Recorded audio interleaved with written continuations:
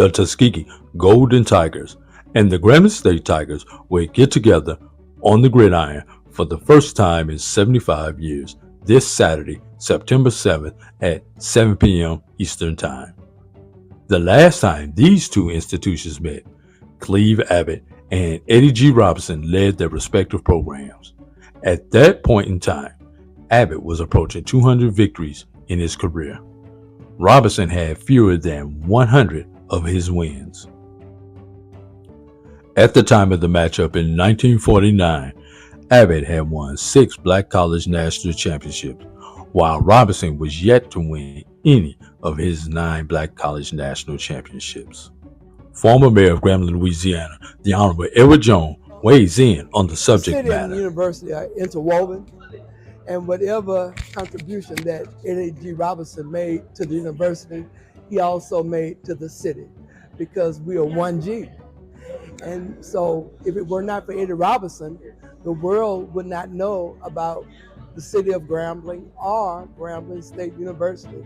So he means everything to us. In fact, we have the Eddie Robinson Museum, and I'm going to ask everyone when they come to Grambling to stop at the museum. Cleve Abbott was born in Yanktown, South Dakota in 1894. In 1923, Abbott accepted a position as athletic director, professor, and coach at Tuskegee Institute. Abbott was the 8th head coach for the Golden Tigers, a position he held for 32 seasons. When the North Louisiana Farmers Relief Association inquired with Booker T. Washington as to someone who could lead the founding of an industrial school similar to Tuskegee Institute, Washington recommended Charles P. Adams. If it were not for Booker T. Washington sending Charles P. Adams in 1901 to start the Negro Colored Industrial Institute, there would not be a Grambling State University. So that is absolutely correct. So we are joined together at the hip. As Mayor Johnny Ford would say, we are together. Since 1940, the two institutions have only met on the gridiron 3 times, with Tuskegee owning the all-time series lead 2-1. In 1946, Tuskegee won 21-6. In 1947, Tuskegee was victorious 19-6. In 1949, Grambling defeated Tuskegee 55-0. I think it's fantastic. I wish we were in the coming years to do it every year. I think that's so very important to keep the connection between Grambling State University and Tuskegee University. Both teams entered the contest 0-1 in the 2024 season. Mickey Joseph will lead Grambling into the contest, while Aaron James will guide Tuskegee. Be sure to like, follow, share, and subscribe to our YouTube channel. Reporting for the Black College Sports Network, this is A.D. Drew.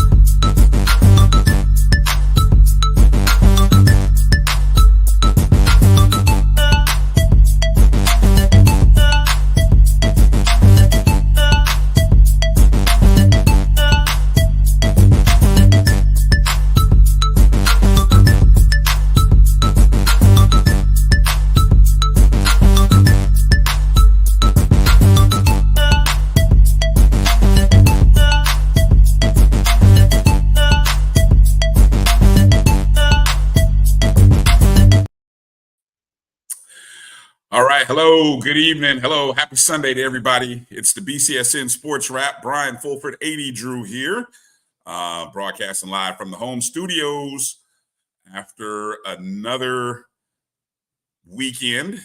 The first official weekend for some, second for others, and maybe even a few people is their third. But a couple of them had a bye. And already having a bye. Unbelievable. How do you have a bye already in the season? Season's not even anyway, not even a week old.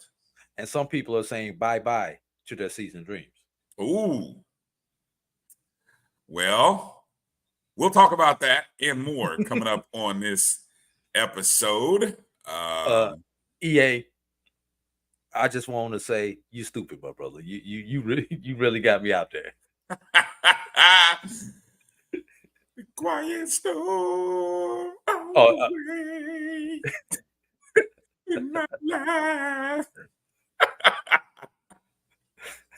Yes, that's the A.D. Drew quiet storm voice. A very, very good call there.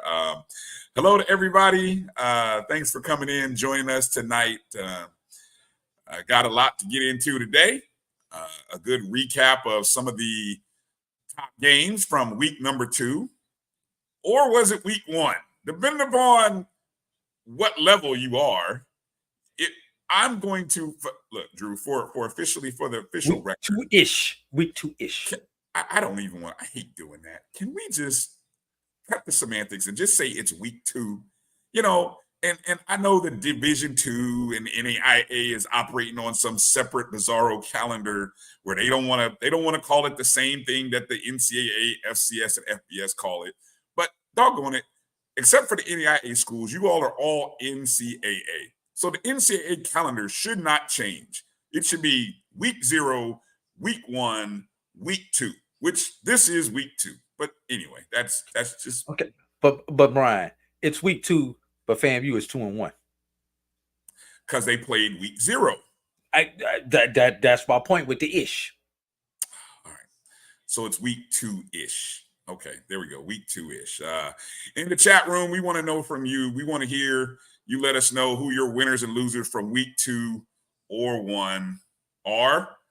And I may change that to say who your winners and losers from week 2-ish. Yeah. So we'll get into that. Get into also kind of talking about some of the top performers from the week, as we like to do our 6-pack of performance. Got a lot of possible candidates this week, Drew. So I don't know, maybe kind of tight trying to narrow it down to 6. Brian, the way we've been playing football, we may need to change the phrase from a 6-pack to a pick 6 because we saw our fair share of them over the weekend. We did. Coming up at the top of hour 2, our Coach Farasi Norman, will give us some breakdown of a few games he watched, and we'll get into a philosophical coaching question that has to do with the preparation mentally and physically for these games. You know, Drew, this is one of those weekends where it was a get your it was a get your check game, not only for programs but individuals, right? So we had a lot of Division II teams playing FCS teams. We had a host of SIEC. Oh yeah, we'll talk about that. And and then we had some FCS teams playing FBS teams for some pretty large paydays.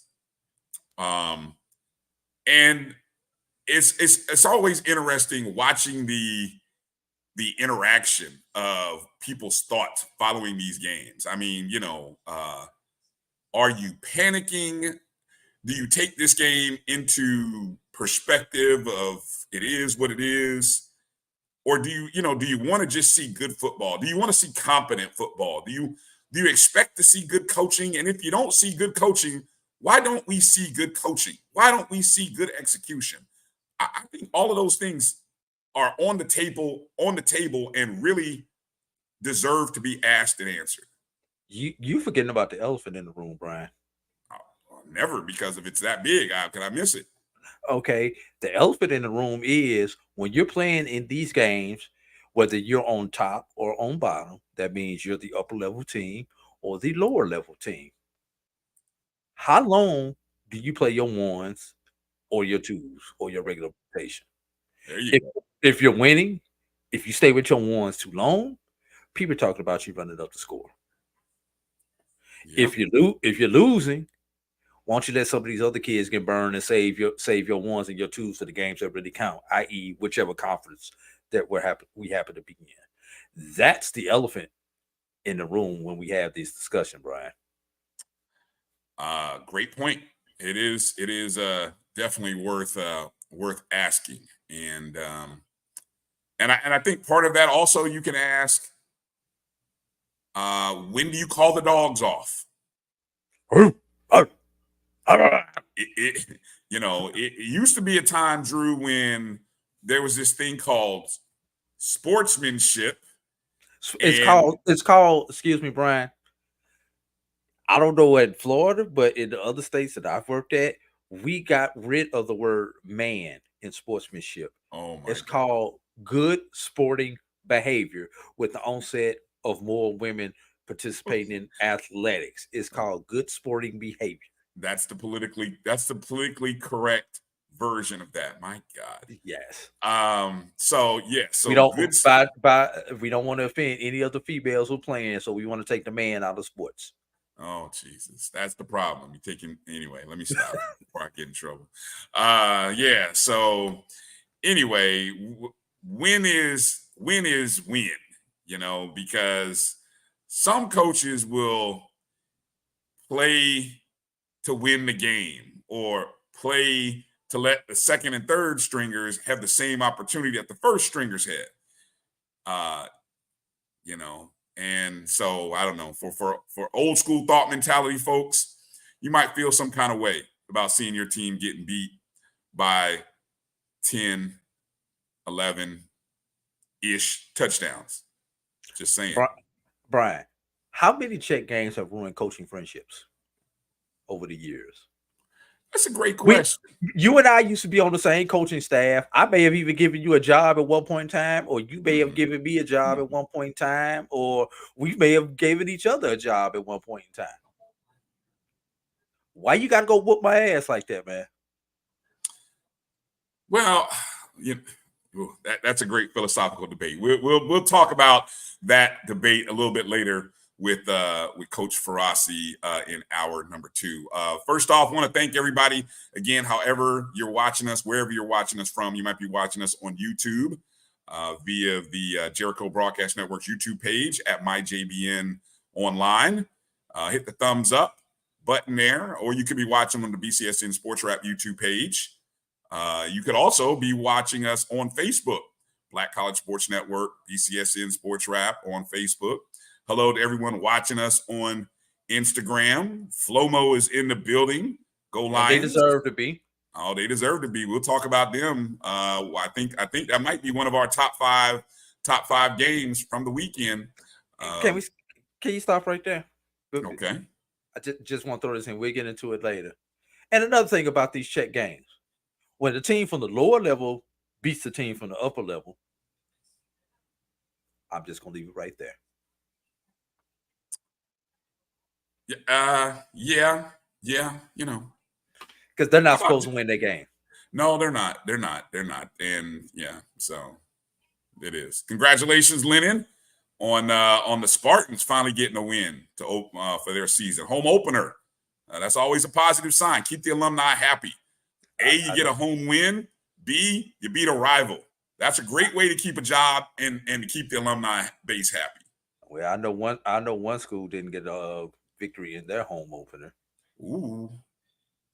Okay, not only did they not get a victory, they got blew out in their home opener. Who are you? Wait a minute. Who are you? Okay, now you got me wondering who am I missing? Who am I missing? It was not a HBCU on HBCU game. The team that got blown out in their home opener. You're not talking about Mary. Don't be messy, Mary. Don't do that. That's standard rate. When you make a lot of money, you spend a lot of money. Don't do that to me, Mary. Come on, I feel some kind of way on days when already early in the week. This is my first losing weekend, Drew. All 3 of my teams lost this weekend. I think Karen Griffin was able to decipher who I was talking about. Oh, was that their home opener? Yes, it was. Ooh, okay. Ooh, yikes. I totally missed over that it was their home. I thought they were on the road for that one. No, we forgot. We saw them last week. That was their opening game. Oh, ouch. Damn. All right. So we got a lot to talk about here in this week. Oh, you know what I forgot to bring up? I forgot to add the doggone slides for the recap of games. But hold on, finishing up here. All right, let's get into one of our first games, one of our top 5 games. And you know, when Drew and I do these top 5 look-ahead games, sometimes, right, Drew, sometimes the game that we expect to be a top 5 game doesn't really materialize that way, right? And there's always a game that's not on our map that bumps somebody out of the list. Right. There's And always a game. We had a couple of those this week. Yeah. Now, you know, a matter of fact, among our top 5 games, I don't think any of these 5, maybe with the exception of one. I think Florida Memorial Edward Waters was on the pick 6 list. Was it? 6-pack list. Yeah, yes. It was on the pick 5 list. I think that's why we went from the top 5 to the 6-pack, because we wanted to include that game in there. All right. So let's start with that game then. A game that is affectionately known as the Big Cat Classic between the Edward Waters University Tigers and the Florida Memorial Lions. You get it? Big Cat. Anyway, this is the 4th year. Obviously, Florida Memorial returning their athletic football program a few years ago, right around the time COVID happened. And so playing at that time, Edward Waters being an NAIA school at the time seemed like a natural marriage between North Florida and South Florida schools. Obviously, Edward Waters had bigger plans, moved on to Division II and SIC. Florida Memorial happens to be in a very good NAIA conference down in South Florida in the Sun Conference, right? Not sure if they have bigger aspirations or not, right? Okay, we'll leave that alone. But anyway, the Big Cat Classic took place at Miami Gardens. Coming into the contest, Florida Memorial on a 2-game winning streak, having won the last 2, so 2-1 overall. And you know, this was a game. I don't know which streaming site. I think what streaming site was carrying this game, Drew? HBCU Plus. Okay, HBCU Plus was streaming this one. Well, when I flipped on the game, somewhere about middle of the 3rd quarter, I look up and I see doggone it, Florida Memorial with a 24-0 lead, middle of the 3rd quarter. The Lions jumped out on Edward Waters. You know, in the first drive with a 51-yard touchdown run by Walter Wilbon. Remember that name because we'll hear that name a lot. Then they scored a field goal at the end of the 1st quarter. Then that man by the name of Wilbon scored another touchdown in the 2nd quarter on an 8-play, 97-yard drive. If anything impressed me about this game, Drew, it was the drives. I mean, Florida Memorial just punished Edward Waters with long drives, like, you know, 10-play drives, 8-play 97, 12-play 71, and then a 12-play 65. I mean, those drives are like punishing, just and the way they did it. So anyway, Florida Memorial up 24-0, and then Edward Waters kind of kicked in. They finally decided to score about 5:21 in the 3rd quarter, and they actually scored 3 consecutive times, with the 3rd being middle of the 4th quarter with 8:55 to play to cut the deficit to 24-21. Okay, so now the game gets interesting, Drew. I'm thinking, okay, man, let's see what Edward Waters is going to do. The SIC team that got a win over lowly Morehouse the week before. Let's see if they can avoid the upset here. Man, all Florida Memorial did, led by Walter Wilbon, goes 12 plays, 65 yards in 6 minutes and 5 seconds on the ensuing drive. Like after Edward Waters got their mojo and they thought, hey, Big Mo is on our side. All Florida Memorial did was pound the rock, pound it. I don't even know if they really threw the ball. I think they just ran run play after run play, dive play, off tackle. It was a brutal beating that they put on Edward Waters in this contest. Ended up being the decisive score, 31-21. Florida Memorial. I'm not gonna call him Flomo. I know some old school folks like to call him Flomo. They don't like that. They don't like to be called Flomo. Just like Edward Waters does not like to shorten their name to Ed Waters, as a lot of yes, people we like want to be. do. Yeah, we want to be respectful of our institutions. Florida Memorial, 404 total yards, 310 on the ground. They held Edward Waters to 180 total yards, 180 total yards. Time of possession, 36-21 to 23-39. That's right. Florida Memorial had the ball for 36 minutes. Compared to, so almost that's almost about a quarter difference, 13, 14 minutes of difference in terms of time of possession. And I noticed late in that ball game, Drew, I just saw guys like every time. I think that game was longer in the fourth quarter because every series or almost after every two plays, somebody was out. Somebody fell out. Maybe it was the heat. It looked hot. It was hot down in South Florida. But I mean, it was a 2:00 kick. Yeah. So in Miami. Yeah, I mean, good God. I mean, yeah. So needless to say, there were guys dropping on the field due to cramps and other stuff. But the main guy, the guy that you want to make note of, the young man from Florida Memorial, Walter Wilbon, 170 yards, 4 touchdowns, averaging 8.1 a carry. Pretty impressive performance. Third win in a row for Florida Memorial, Drew. And they look pretty doggone impressive.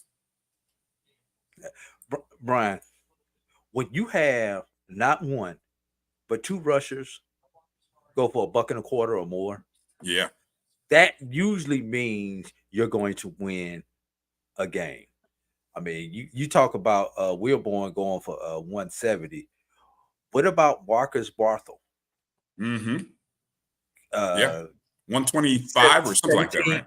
17 for 126, and had 2 punt returns for 44 yards, along with 1 catch for 21 yards. Talk about a full day. And you talk about the rushing game, Bryan.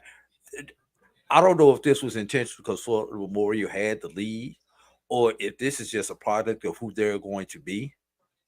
They were only 11 of 20 passing, Bryan, for 94 yards. Yeah. Whereas Edward Waters was 10 of 20 with 1 interception for 89 yards. So you talk about old school ground and pound. That's what this game wound up being. But it was more pound by Florida Memorial and more ground by Edward Waters because they only had 91 yards on the ground on 29 attempts. Mm-hmm. Yeah. So obviously Edward Waters. Now, there's a great analysis here of the overreaction. How bad do you overreact to a game like this, right? Because Edward Waters took advantage of 9 turnovers by Morehouse, gets a nice win, right? Then you turn around and head to South Florida, and really, I mean, yeah, you made the game close, but it wasn't really close. Wasn't close, not at all. How bad do you overreact? How bad do Edward Waters folks react and overreact after these first 2 weeks? You have to question where's your offense at if you're in Duval County. Mm-hmm. Because were it not for the umpteen turnovers by Morehouse in game 1 and the lack of turnovers in game 2, the offense hasn't done anything. I mean, listen, Edward Waters had a short field against Morehouse. That's why they put up those 29 points. But it wasn't like Edward Waters took advantage of every Morehouse turnover. And there were a lot of field goals that were kicked also. Yeah. So Edward Waters has got to find their offensive mojo, or we may be talking about the return to your granddaddy's Edward Waters. Well, I can't say granddaddy because there hadn't been their program hasn't been started back that long, so we'll say your daddy's Edward Waters, or it might have to be your great granddaddy's because it was that long. It probably skipped a generation. It did skip a generation or two. Yeah, that's what I said. It's probably your great granddaddy's Edward Waters, but definitely not your brother's Edward Waters. No, from a couple of years ago. No. So as you think ahead for Florida Memorial, we'll talk about this a little later. They got an interesting matchup next week where I think if they're hosting. Now, you talked about this earlier today on Dr. Cabil's show. The fact that the NAIA school is going to, for the second consecutive week, host an SIEC school in their backyard. That rarely happens, right? I don't see that happen at all. You said it, you asked it. I don't recall the last time I've seen that happen. I mean, let alone 2 consecutive weeks. I don't recall it happening. Hell, they rarely host Division II schools 2 years in a row. Right. So, and while the Edward Waters Florida Memorial, you understand that because that's one of those established classics that just happens to rotate. So you understand that hosting. Mm-hmm. But to host Clark Atlanta, that was because when I saw that, I swear I was looking at the schedule backwards. I'm like, there's no way in hell Clark is going down to South Beach. Right. To play. Well, we go. And let's think about this game. Oh, yeah. You've got one of the best, the hell with the one of. You've got the best quarterback in Black college football. I don't care if he's on the Division II level or not. He's the best quarterback at Black college football. Oh, top 3 easily. Okay, who the other 2? Who ahead of? Who the 2 you putting ahead of? Don't make me do that. Don't make me. That's my point. Come on. That's my point. We're gonna leave it right there. Until proven otherwise, until further notice. Until somebody proves me otherwise, he's the top quarterback in HBCU football, despite playing at a Division II. Okay. You're not going to hear me argue too much because I can't think of names right off the bat. Okay. Now, you against this ground and pound team of Florida Memorial. Looks like it's going to be an interesting contrast of styles. Yeah, it will. And look, we may have to seriously consider Florida Memorial in some rankings should they pull off another win against an SIC. And them potentially going 2-0 against the SIC. Woo, that's well, while we may want to put them in our personal rankings, we're gonna have to wait about two weeks to see what the computers thinks of all this Florida Memorial best. All right. Do you want to get into the second game or go to a quick break real quick? Let's break. We go to a break. That means we got to get 4 games within the next 30 minutes. So we need to go about 6 minutes per game. Gotcha. Okay. So hit the rest of our top 5 games coming up here in the next segment. You guys in the chats, go ahead and let us know your winners and losers for week 2-ish. Yeah, Karen, I'm asking the same question. Who is he talking about? Who are the other ones that may be ahead of? Just at the I'm gonna come up with 2 names here on the other side of the break. I give you 2 names. He beat one of the top 5 quarterbacks last week. Kelvin Durham. Is he though? I'm just saying. Dual threat quarterback. What have you done for me lately? I'm just that guy. I'm asking. This is how I'm going to answer that question, Brian. Okay. Can you name right now off the top of your head the starting quarterback at any other HBCU not named Allen? Let's go to break. We'll be back in a minute. You're watching the BCSN SportsWrap right here on the Black College Sports Network. Stumped. If you think all pads are exactly the same, think again. This is Always Ultra Thins reinvented with the Always Triple Protection System. This pad wicks gushes 90% faster, absorbs even more so you can feel dry, and locks odors in. Rethink your pad for up to 100% leak-free and odor-free comfort with the totally reinvented Always Ultra Thins. This is always like never before. The Cuvée Group is a Florida-based marketing and training consulting firm. We help businesses communicate to their target audience and engage them in conversation. We also help to expand their audiences, which will ultimately result in growth for those organizations. In addition to being a certified constant contact specialist, my colleagues and I are also certified in John Maxwell Leadership Principles. We use these proven principles to conduct workshops, training, and private coaching sessions for individuals and companies looking to take things to the next level. Contact us to schedule a free consultation. Issues today, Don't delay. Call Cuvée. Nope. Nope. Come on, him. Ooh, I like him.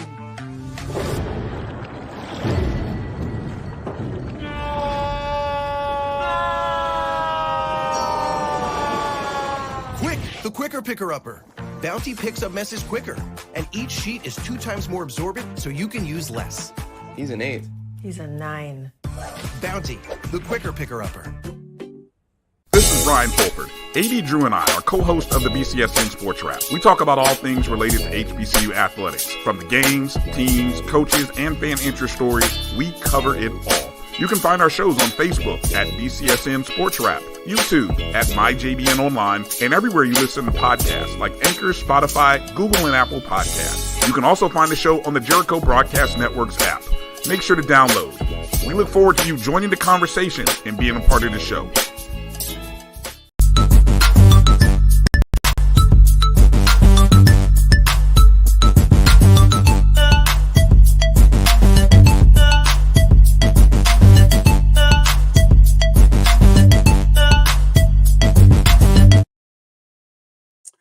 All right. You keep talking, no volume. Oh, okay. Welcome back to the BCSN Sports Wrap. Bryan and A.D. here. And as you can see, a few of the highlights from the I was going to say the Edward Waters win, like the Florida Memorial win, the Edward Waters loss. And there's that man, Walter Wilpon. If you don't know the name, you better know him. Get to know that name. You might hear that name again and again. 4 touchdowns again, which by my unofficial count, Drew, I think that might be the most rushing touchdowns. Notice I said rushing touchdowns on the day. Because there were a few quarterbacks who threw 4+, including a young man from Shaw University, redshirt senior Christian Peters. looking like Mike Vick Jr. out there on the turf yesterday. Look, on the blue turf, the debut of the blue turf in Albany State, right? I'm saying that right. This is a game. Albany. A game that we didn't have spotlighted, but it was another CIAA versus SIC matchup. And of course, last week, CIAA went 3-0 against the SIC, right? So here we go with this week. And Shaw looking to go with their best record since 2013. Actually jumped out to a 16-7 lead at the halftime. Good friend Jamie Walker was on the call doing the P-by-P. Doesn't see a receiver open late. Under duress. Still on his feet. Throws it. And it is caught for the touchdown. To get a play here. An unbelievable finish to that ball game, Drew. Out there next. So 5 wide. Are you just playing it again for the heck of it? Flushed out the pocket. Here we go. Okay. Yeah. So good call there by Jamie Walker there as let me see. Let me pull up my notes here. Shaw, who had the 16-7 lead, gave up 3 consecutive scores to Albany State at one point in the third quarter, where the score at one point, Drew, was 26-16. Literally 26-16.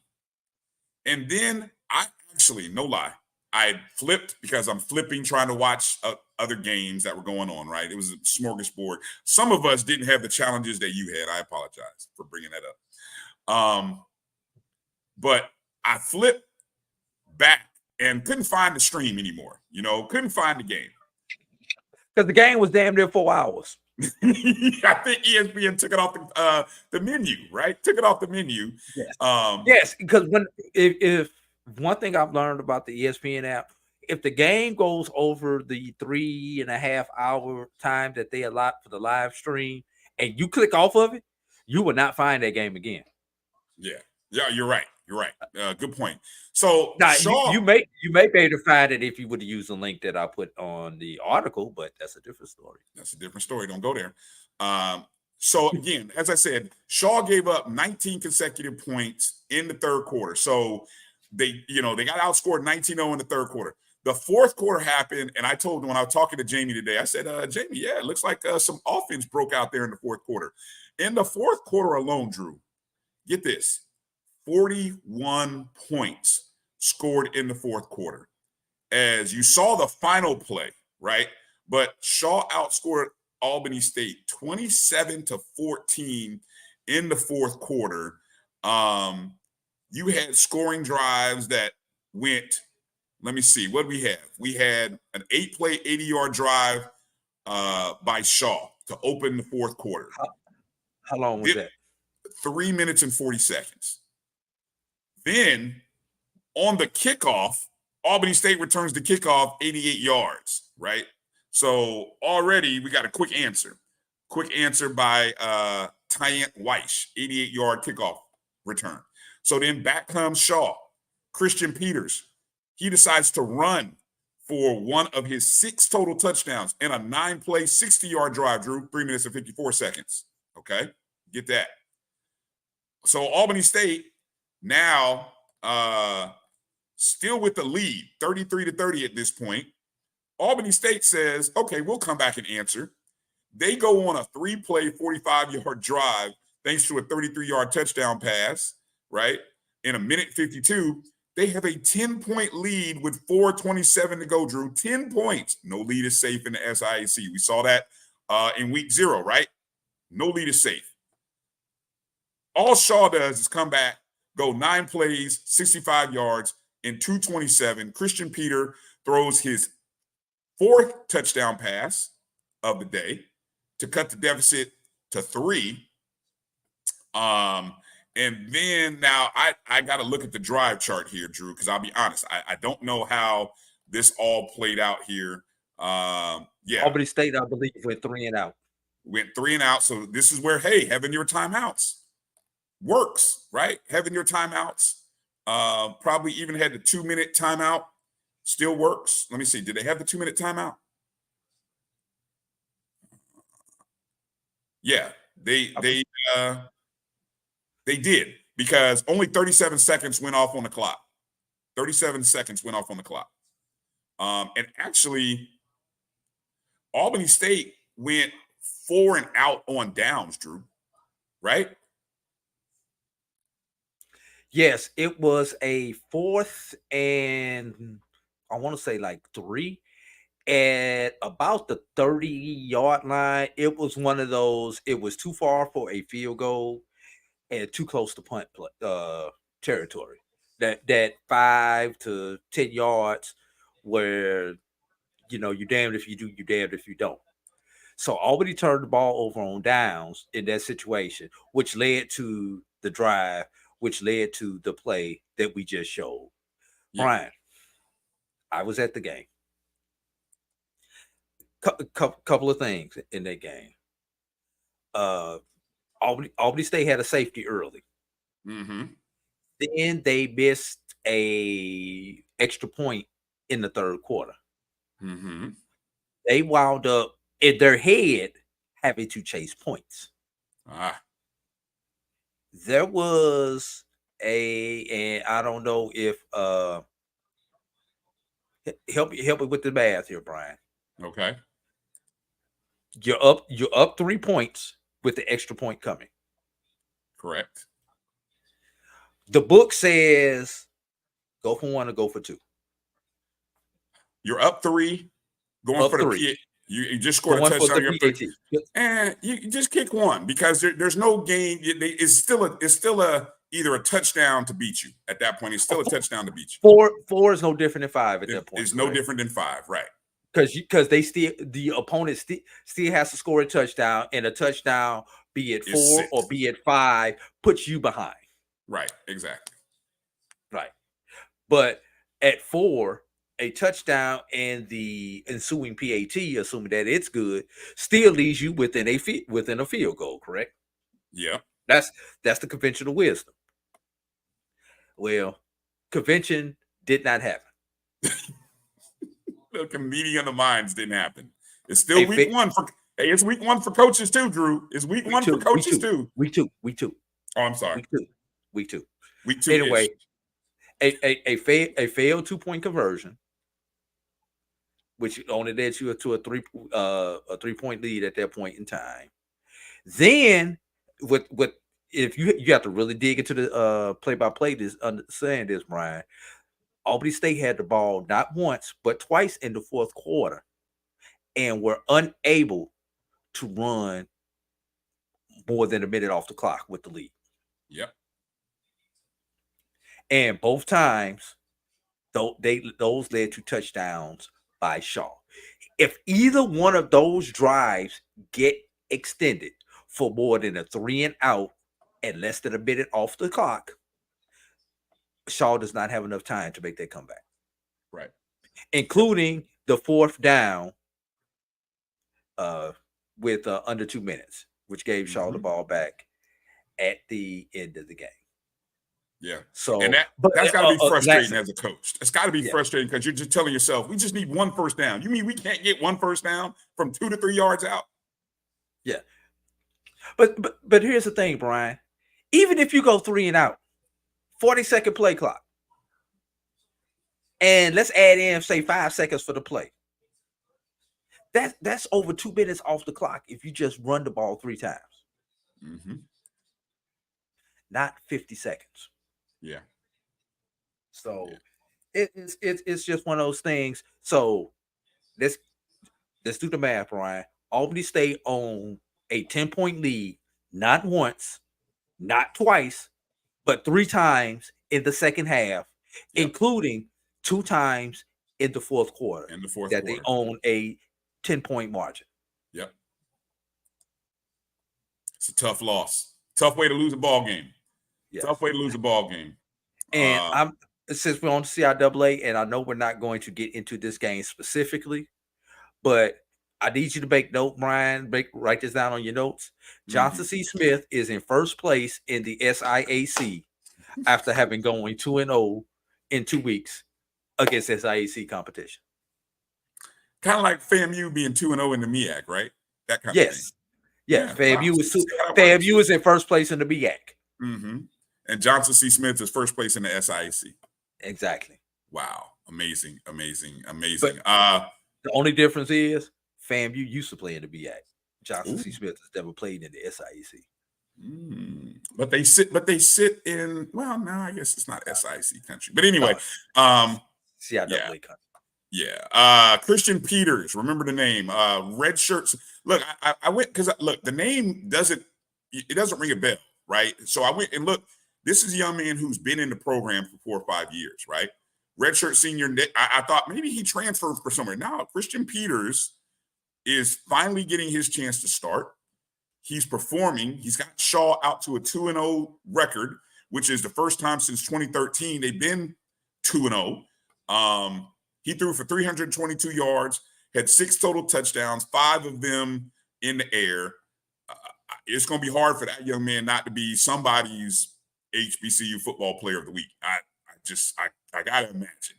It's likely, very likely. I'd say the odds are in the high 90s, 90 percentile. So, yeah, good win for Shaw. Yeah, moving on. Let's go to Winston-Salem State versus North Carolina A&T, a game that hasn't been played in nearly a decade. There's a lot of talk. North Carolina A&T hadn't really been selling out games against non-homecoming games. But anyway, thanks to this game against Winston-Salem State, they had a full sellout.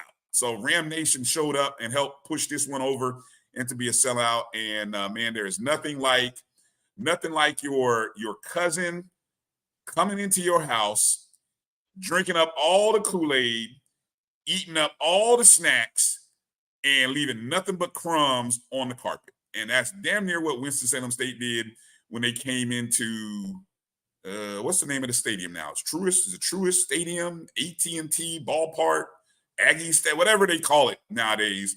But the Winston-Salem State Rams, who were 1-0 coming into the game, had a 20-17 lead with 3:52 to play in the fourth quarter. The Aggies were able to get a 31-yard field goal from Andrew Brown as time expired, pushing the game to overtime. Aggies got the ball first, and in overtime, they got a 16-yard touchdown run from Wesley Graves. Then the Aggies had to turn around and play defense.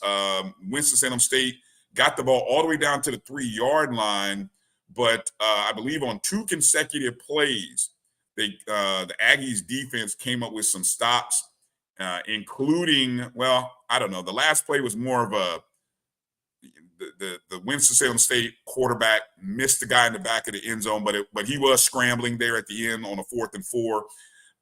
And so the Aggies get a 27-20 win, and Twitter was on the edge of blowing up, Drew. That's all I'm gonna tell you. I can see the angst, and I know Stephen Gaither had the tweets ready. He had already put out the YouTube video calling shots at everybody. He had tweets saved. I bet if he were to be honest and show his saved inbox, I bet he had a dozen tweets ready to fire off. And he was like, no, don't hit send yet. I gotta wait. Don't hit send. And then he had to delete all that shit. It's just like, oh, but good game, good effort by Winston-Salem State. So, yeah. Okay, thank you for the see. That's what I'm talking about, Roy. Y'all don't sell out games except for those in-state rivals. And shouldn't the FAMU game, the last time FAMU came up into your trap and stole the Kool-Aid and the chips, I think those games were sellouts too, weren't they? I'm just asking. Close. I'm just asking. Yeah, close. What they say? Close only counts in horseshoes and hand grenades, right, Drew? In that phrase. Yes, sir. Yeah. So the Aggies 1-1, Winston-Salem State 1-1. Good game, good effort. Sets up for an interesting matchup when the Aggies and Eagles play. I think that will actually be a fair contest. The last couple of years, it has not been a fair contest. I mean, the Eagles have been riding dirty over North Carolina. I think this year it might actually be a game. It might actually be a game worth watching into the fourth quarter. Just a guess, but yeah. All right, another game in our top 5. This one, we got to go to a SWAC contest as the only, well, I won't say it's the only SWAC school to play an FCS opponent, but it's the only SWAC game in which the SWAC team actually got a doggone win. I had to do that to them Wildcats. But anyway, Prairie View A&M on the road playing Northwestern State out of the Southland Conference. Ended up beating Northwestern State 37-31. And I heard the show this morning, and I know Mike was stressed the F out about this game. Sounded like both of his text threads were stressing too. As Prairie View did everything they could to snatch defeat from the jaws of victory. They threw 2 pick sixes, not one, Drew, but 2 pick sixes in this ball. Why I suggested the renaming of this segment. To one of the reasons why. Oh, to the pick six? The pick sixes. Yeah. Oh, gotcha. Yeah. Prairie View threw 2 pick sixes to Northwestern State. The second, when they were actually up 9, they're up 30-21 in the fourth quarter, throws a pick six.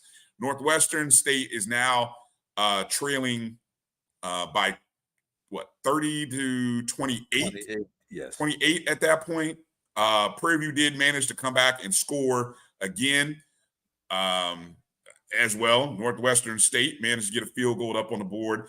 And then the amazing final drive, Drew. Great job by Prairie View. Sometimes, Drew, in the final minute of a ball game, when special teams comes through and punts the ball and downs it all the way at the 1, with a minute 19 to play, you got to be thinking, hey, good job, special teams. Way to wrap this game up. Yeah, not so fast. Defense. All you gotta do is play now. Yeah. You have a lead, defense. All you gotta do is play. Northwestern State goes 98 yards How many? Northwestern State is trailing by 6. They started on their 1, Drew. They went 98 yards in a minute. Now, there was only a minute 19. So in a minute and 18, they went 98 yards, got all the way down to the Prairie View 1-yard line with 1 second to play.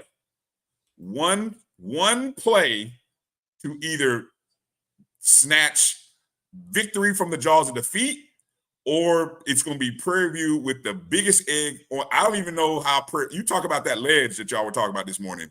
Prairie View folks were going to be jumping. They were probably going to jump if they had actually lost this one. But the defense did get a stop, and Prairie View walks away with a 37-31 win. Man, that game was not for the weak at heart, Drew.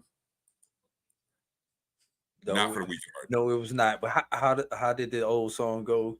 You got 100 miles, but you still got 1 to go. You got 100 yards, but you still got 1 to go if you are Northwestern State.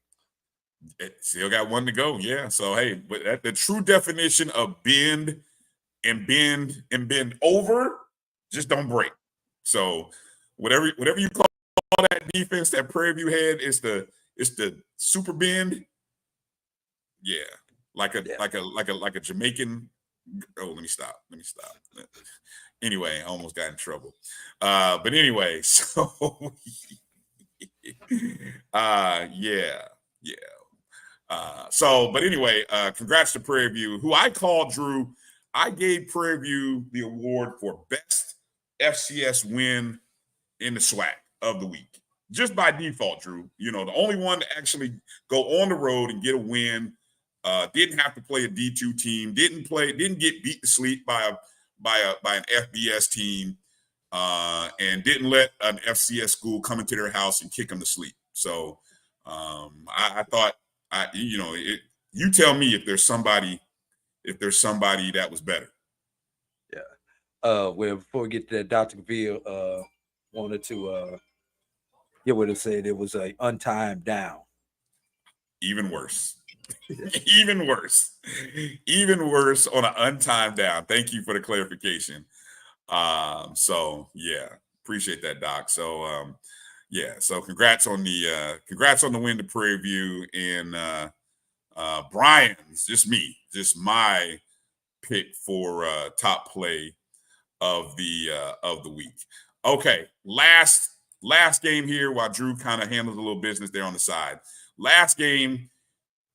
And this is a game this was a game that Howard and Mercyhurst. You like Mercy who? Yeah, Mercyhurst. I'm not even gonna get into trying to do all the research on where Mercyhurst is.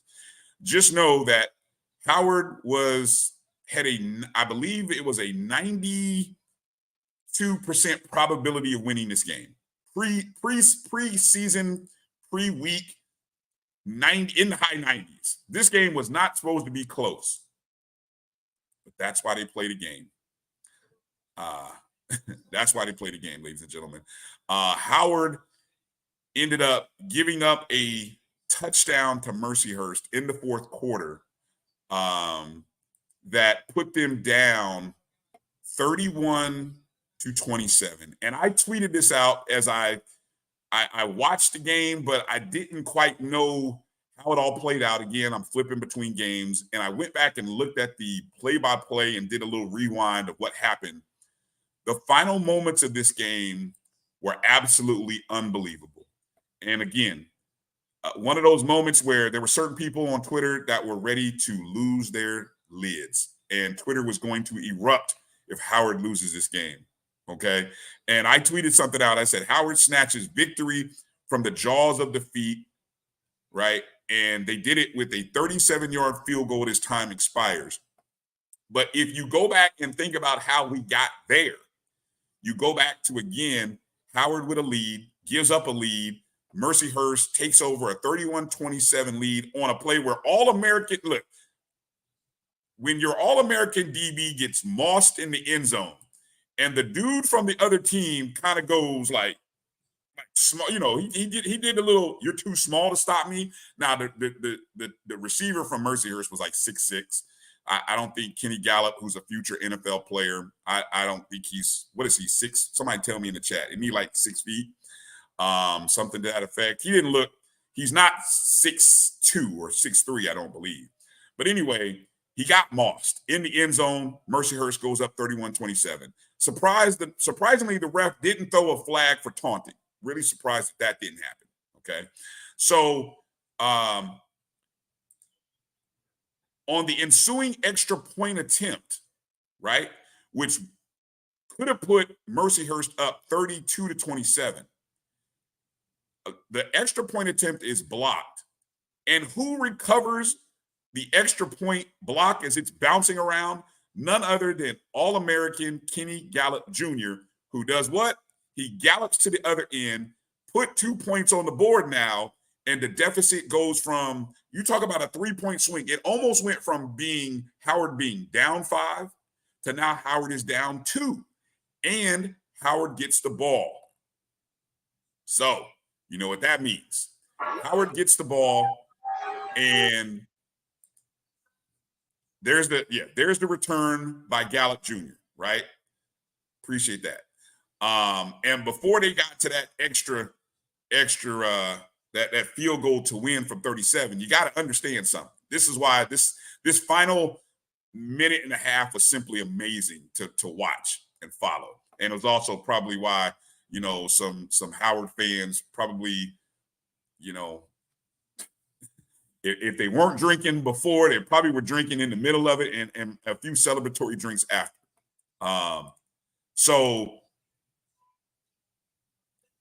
Howard quarterback Jashawn Scroggins, props to him for leading Howard on a 5-play, 55-yard drive, which started on the Mercyhurst 20, right? No, correction. That started on the 30, I believe, 30 or 35. Trying to do the math here. But anyway, 5 plays, 55-yard drive with about a minute and some change to go. I think it was less than a minute. Actually, it may have been like 41 seconds to go. Scroggins would end up picking 3 first downs up on the drive.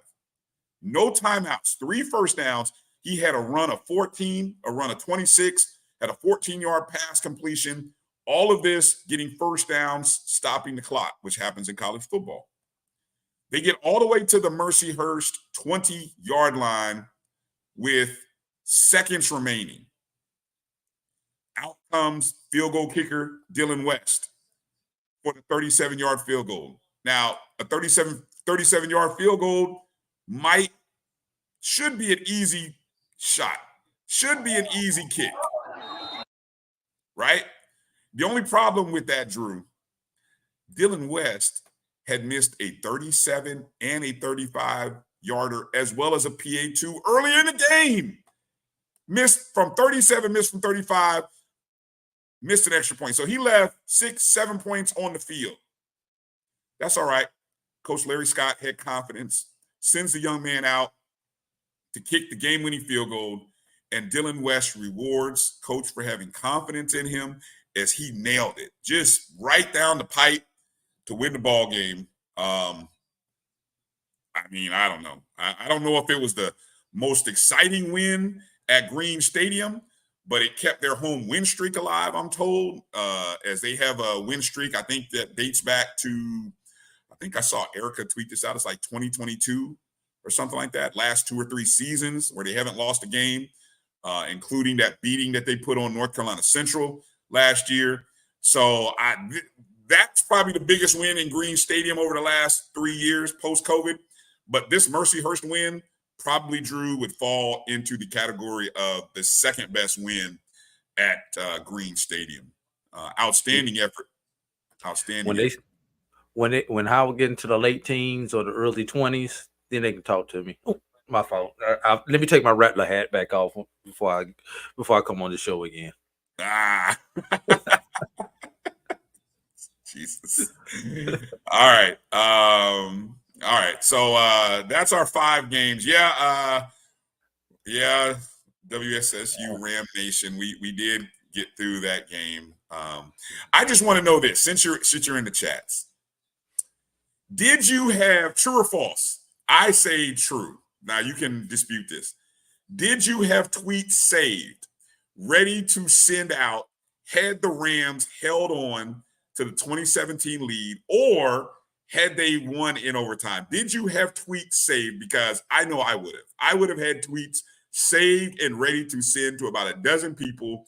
Might have even had a couple birds, some birds and some other nasty memes all set to send. I know you're a professional. I know you're a journalist, but you're also a diehard fan. And as a fan, I would expect nothing less than for you to fire off some tweets had the Rams actually won. So I just want to know whether you had tweets saved, ready to send. That's what I want to know. I just expect y'all to stay professional out there, Bryan. Not me. I'm petty. You know me, Drew. I'm petty. I can be petty. I can take it. I can dish it. I try to be professional because I know, my mother, rest her soul, she was like, Bryan, you don't need to, don't hit send. You don't need to send. You don't need that kind of energy in your life. And she's right. I don't.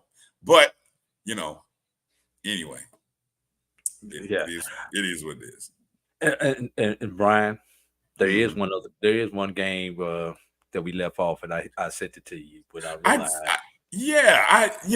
And see, this goes, this is you. You wanted to go pick six. What was you tell me about this game? I'm gonna pull up the box score because I didn't look at this game because it was the Teddy Keaton Classic. Is that a fair name for it? The Teddy Keaton Classic on the red turf. That's what we call it. That's a good game, and Bryan. Or the Rat Poison Classic. How about that? The Rat Poison Classic? No one likes it. Yeah, that Dr. Cavill does. He does? The Rat Poison Classic. I don't think it doesn't have a good ring to it, Drew. It's not no, it really doesn't. Hey, let's do this. Let's get into that game and more when we get our coach to join us. How about that? Okay. I did pull up the stats so we can talk about that game. And then we'll talk about a couple other games that Coach Farasi watched, get into a little philosophy about some of the things that we saw over the weekend. So coming up on the other side, Coach Farasi Norman joining us here on the BCSN SportsWrap. Hang tight. We're taking a break. Hit the thumbs up and the like button wherever you're watching the show. We appreciate your support of our show and the Black College Sports Network. We'll be back in just a moment. If you think it's never too early to plant the seed, to share the tradition, and instill a sense of pride in your HBCU with your little ones. HBCU Pride and Joy Children's Boutique helps you share your school spirit with a wide selection of adorable kids apparel and accessories officially licensed from your favorite HBCU. Visit hbcupridejoy.com and follow us on all social media at HBCU Pride Joy on Facebook and Twitter. Supermarket sushi, really? No. Wait, Troy, you work here? I'm never not working. Like Head & Shoulders Scalp Shield technology, up to 100% dandruff protection, even between washes. Never not working, huh? Oh, Troy, you're such a good teacher. Yeah, I know. Never not working. Never not working. Never, ever not working. Are you serious? Never not working. Dandruff protection that's never not working. Head & Shoulders Scalp Shield technology. Hey, grab me one too.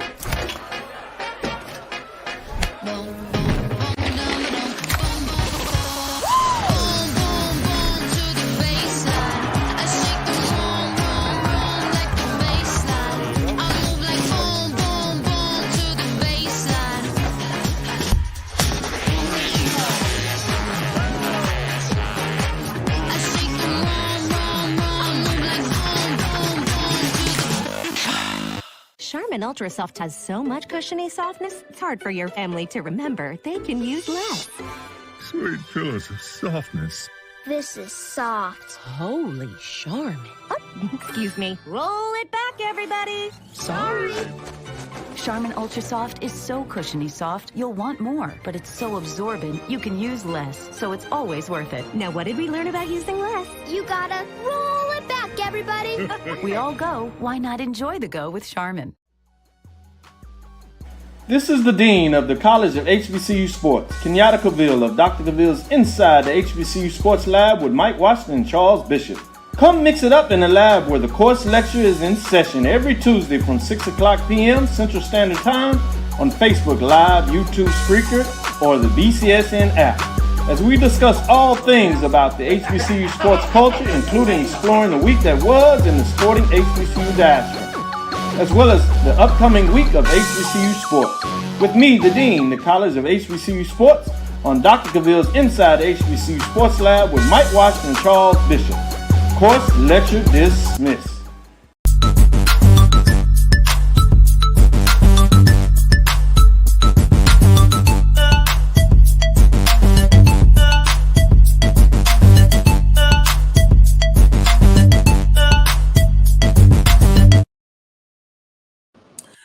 All right, welcome back to the BCSN SportsWrap, Bryan and A.D. And look who's joining us here at the top of hour 2. It's our coach, Coach Farasi Norman. How you doing, Coach?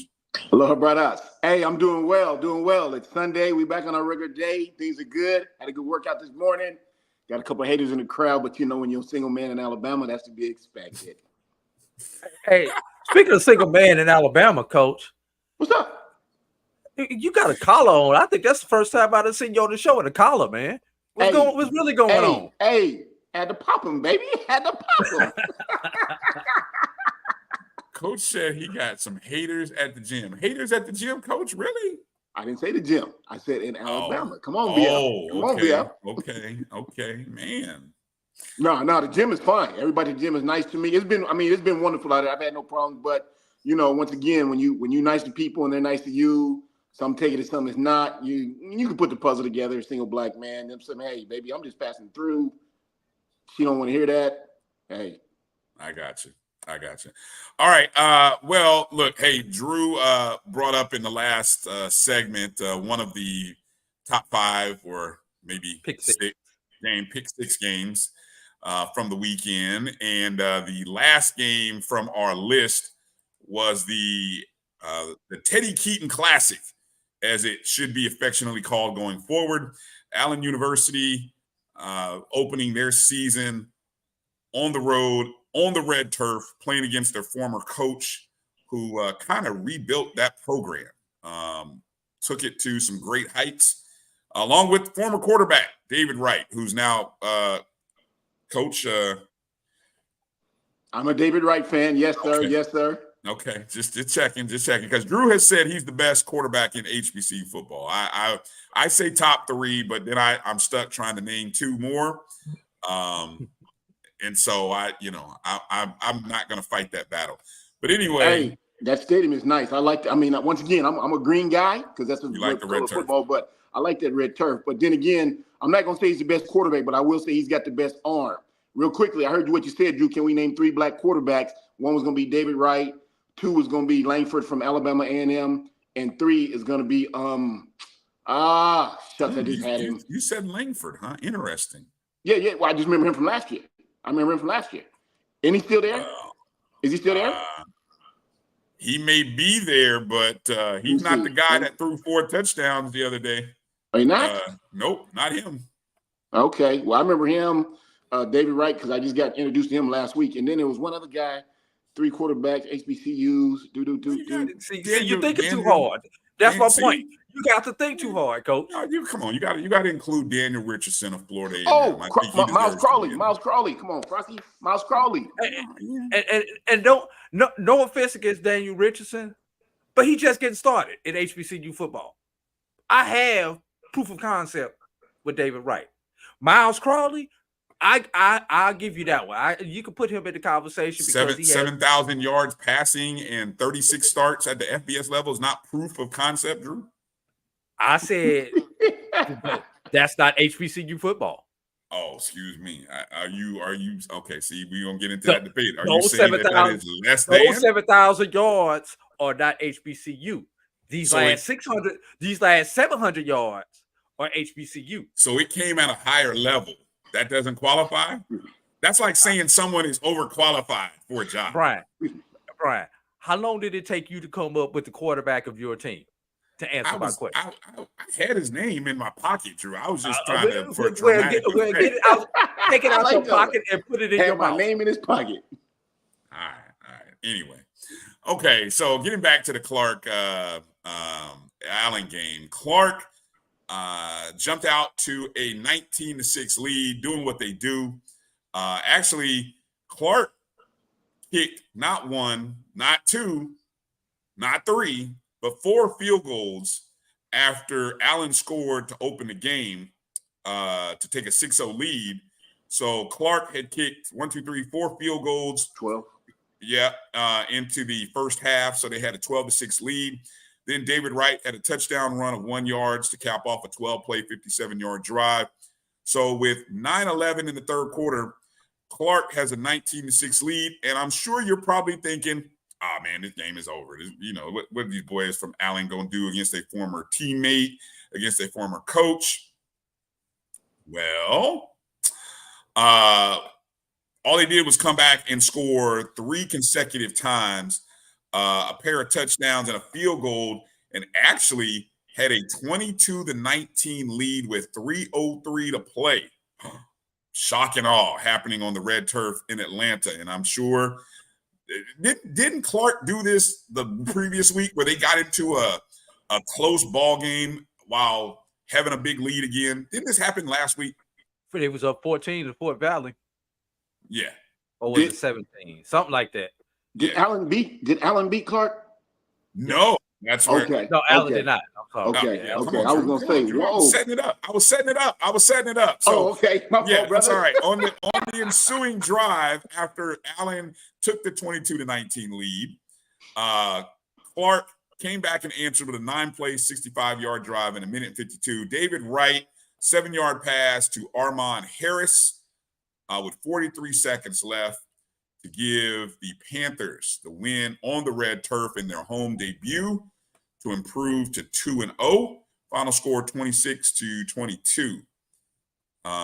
David Wright, for those who are wondering, was 20 of 45, 276 yards passing, 1 touchdown. Did throw 2 interceptions, by the way, but probably should give some credit to his I guess you'd say his heir apparent or his replacement at Allen, and that was Jameer Dismukes.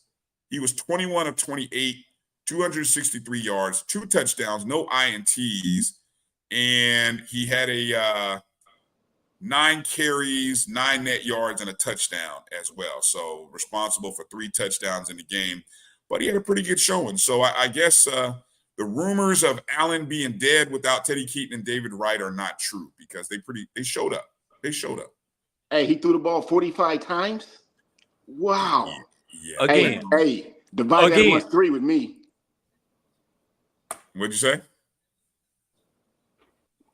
You talking to me? Say that again, Coach. I'm saying he threw it 45 times. I said divide that amongst 3 with me. Meaning that's a whole lot of passes. Well, hold on, but look at this. Clark ran the ball 37 times, though, Coach. 37 times for 170 yards. So, I mean, they ran a total. Do the math. That's almost 80 plays. 46 passes, 37 rushes. I mean, Sunday. That's not bad. That's not bad. That's like 83. That's 83 plays. Yeah, that's not bad. And 170 net yards on the ground. So, I know you love to run the ball. I know you love so they still kind of accomplished the goal. They still, still looked impressive. They just 4 field goals instead of scoring touchdowns like they did last week. They got in the kicking game. Drew, wasn't that a thing too? Remember they talked about how the kicking game was a problem a week ago? Hey, guess what? You get 4 field goals. Congratulations, Clark. Remember, I always say work your special teams. Everybody, that's what you have. I say make sure you work your kicking game. So they work their kicking game. So that, I tell you got to get points. You got to score points no matter how you're looking at it. Exactly. Okay, so that was our 6th game, just in case anybody was keeping count. All right, one of the games that wasn't one of our pick 6 for the weekend was one of the games that you had a chance to watch, Drew. Coach, and I love the fact that you watched this. It was in Daytona Beach. FCS matchup between Mercer and Bethune-Cookman. Home debut for Bethune-Cookman. What'd you see there, Coach? What'd you see? Man. I want to say it without being critical to Bethune because I know it's early. Let me start with the O-line. I'm an O-line guy. I love the big fellas. Start with the final score. Start with the final score while it's up there. I just want to hear it out loud. Where is it at? Top left. I'm being petty right now. I'm sorry. Oh, 31-2. Ouch. Okay, go ahead, Coach. Go ahead. I'm sorry. Ouch. Okay, 31-2. Anyway, start with the big fellas up front. They're big. Okay, they're Farasi Norman type guys. They're big. What I didn't see from them was physicality. I saw them break the huddle. I saw them jog up to the line, and they didn't punch nobody like I coach offensive linemen or offensive linemen should be coached. They did everything right. They had their base, their feet work, they had the hunch in the back, their bust was down, their head was up, their hands was, everything that you teach an old lineman they had, but the physicality was not there. At halftime, the commentator says they've had 1.2 yards per rush.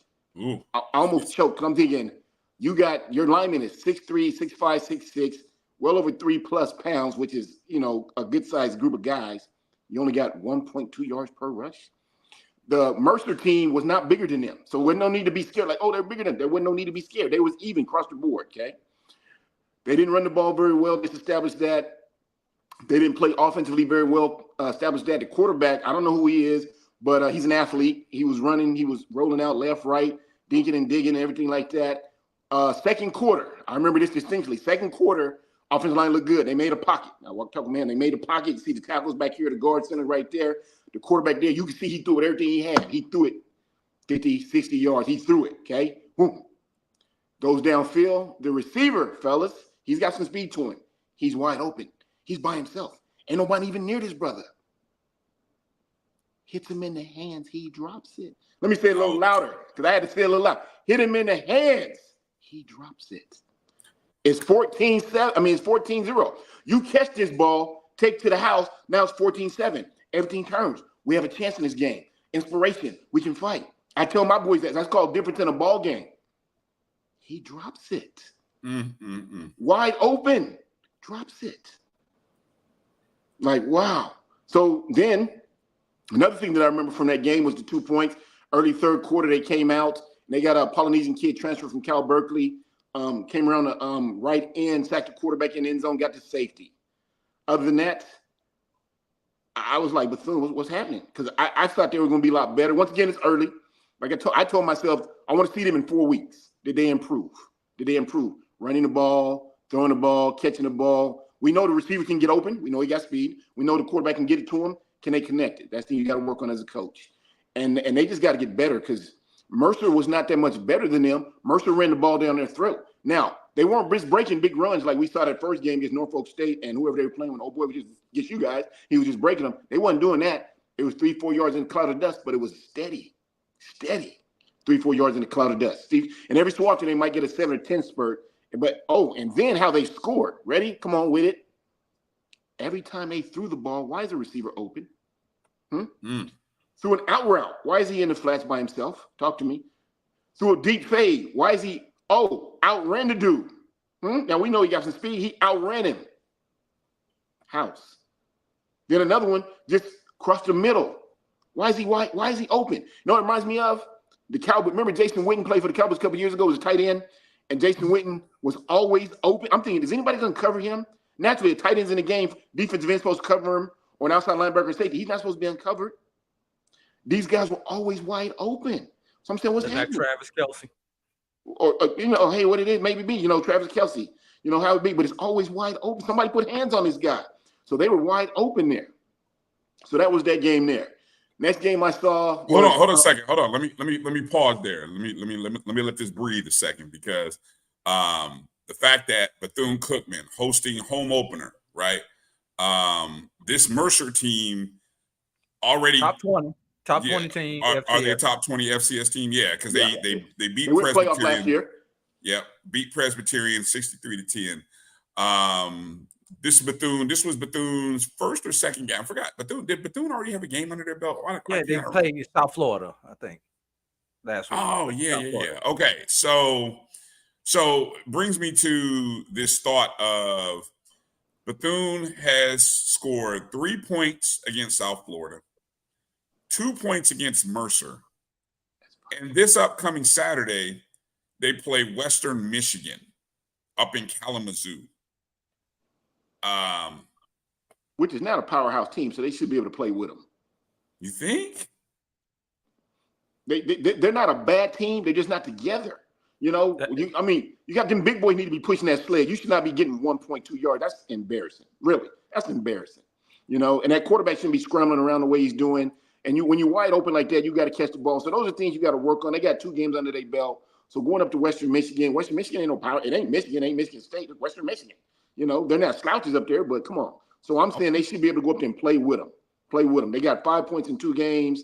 They should be able to go up there and put up 20-some points this week, hopefully, HBCU guy wise. But I was kind of disappointed just everything that I saw because I'm thinking, come on, Bethune, this is supposed to be your year. This year too with the same coach. Got some new players. You got a big offensive line. More. So hey, you know, a lot of people expected more. Let's put this in perspective. If they score a touchdown against Western Michigan, they will have more than doubled their offensive output in 2 games. Well, excuse me, not even their offensive output. They will have doubled their offensive output because they've only offense has only put out 3 points, and would have doubled their scoring by putting up a touchdown. No PAT. Game, huh? We just talking about the actual touchdown. Yeah. All right. Enough beating up on Bethune-Cookman. Feels good. Makes me feel a little bit better. I do that all day. Yeah. All right. What else we got? You had a half of a couple of other games. I had the first half of Grambling, Tuskegee, and I had the second half of Savannah and Southern. So let's go back to the Grambling, Tuskegee. First half, it looked like little brother versus big brother. Grambling was much bigger than they were. You could tell Grambling wanted it more than they did. Tuskegee's quarterback, he's got some speed. He turned the corner a couple times. He took off and ran. I remember him. He had a couple good runs. They didn't block very well. Defensively, they didn't want it. Someone like they didn't want to hit Grambling. You know, one time Miles Crowley took off running and a safety. I forgot. I can see it. I can't remember the number, but he could have decked the guy. Boom! It's almost like he stopped and slowed up. Like I'm like, come on, fellas, come on. You know, you get an opportunity to play Grambling. Still one of the premier football HBCUs in the country, but they didn't seem like it. I know the history is 2-1 Tuskegee, and I know I saw your thing, Drew. That was a great job you did. But they seemed like they just didn't want it, fellas. The way I saw it, they were playing scared. And at halftime, it was they just kicked a field goal right before halftime to make it 37-3, I think it was. And that's when I said, okay, this is gonna be a runaway. And I switched it over, and I caught the beginning of the third of Savannah State and Southern. Well, later that night, before I go to bed, I always check my HBCU scores, and it seemed like they scored 17 more points in the second half. But Grambling still stayed at 37, so I don't know if Grambling put in the 2s and 3s and just ran the ball or whatever. But I will say this. We talking about quarterback, second go, Drew. Miles Crowley looked good. I know they were trying to say he's, what's that stuff, NFL, you know, NFL ready, prototype, everything like that. I don't know if he's that. No, he's a good kid. I saw him at Alabama A&M. I saw him over here. He threw the ball well. Grambling is throwing the ball well. They do crossing routes. They do the deep fade. They threw the out route. He threw the ball very well. Now, Grambling, in my book, has always been known as a running school. They run the football. But yesterday, that first half, that ball was in the air. It was very few runs. Brian, you got the stats, everything like that, because I knew they put that ball in the air. Yeah, Crawley was 16 of 26, 304 yards, 4 touchdowns. That was in the first half. Yeah. That was all first half stats for, 304 in the first half. It's like, wow. Mm-hmm. But yeah, that's first half, 4 touchdowns, all in the first half. So just picking apart that Tuskegee defense. And then Tuskegee, I mean, like I say, I don't know how they scored in the second half. They came up with 17 points. Grambling didn't score no more in the second, but that first half said everything. You know, sometimes you ain't got to see the second half. Just saw the first half. The first half said everything. They were just, you know, you could tell they wanted it more, bigger, faster, stronger, and they just put it to them. I was sad for Tuskegee with the knowledge, the history that they have, the head coach and they kept talking about the head coach got the longest run in school history. Drew, I know you're a Tuskegee man. Was he a heck of a player over there? Who was that? Coach James? Yeah. Oh, he's. I think he still has a couple of records over there from the quarterbacking position. Oh, he was a quarterback. Okay, well, he's got the longest run. Maurice. Maurice Hurd, I think, owns a lot of the Tuskegee records still, and I would have to get with Kendrick Hook's D2 HBCU football guy. He would know a little bit better than me as far as that. But I know those are some of the record-breaking quarterbacks. Tuskegee for the longest time, for about a 20-year run, had some of the greatest signal callers in HBCU football, especially at the Division II level. So yeah, Karen Griffin, they still got to finish putting the poles up for the lights, so they need all those checks that they can get. But Jakari Atkins and Kevin Huff and a few other guys, Kevin Lacey or Kendall Lacey, one of those Lacey brothers played quarterback for the Golden Tigers. But Aaron James was one of those long string of quarterbacks. Matter of fact, Aaron James was the quarterback at Tuskegee when I came on campus, first came on campus as a coach. Well, they talked about him a lot, too. They talked about how he was a player. He's got like the longest run. He's got a 91-yard run. They said it's like the longest run in school history, or maybe for a quarterback. But they gave him his props and everything like that. But like I said, I was kind of disappointed because whenever you're a small school, and we talked about this earlier, fellas, when you're a small school and you get an opportunity to play somebody big, you're supposed to come out and punch them in their mouth. Let them know what it is. I didn't see that yesterday. On to the next game, and I'm gonna pick that back up. Savannah State versus Let me say this. Tuskegee, of all the SIAC schools that played against the SWAC schools, Tuskegee scored the most points. 17? Yeah. They scored the most points. Had the closest margin. Had the closest margin. And had the closest margin. I mean, I don't know. Again, here are the scores from the other day. So I guess that's like kissing your cousin. I mean, I don't know. But, I mean, it is what it is, right? Hey, I think Virginia Union may have been the only Division II that actually outscored us, because I believe Union put up 21. Yes, they did. Well, no, because Virginia State put up 23. Okay, 23. So we're number 3 on the list. Yeah, but in the SWAC, though, as you can see in the SWAC, you had Kentucky State playing Alabama A&M, Savannah State playing Southern, Lane playing Jackson State,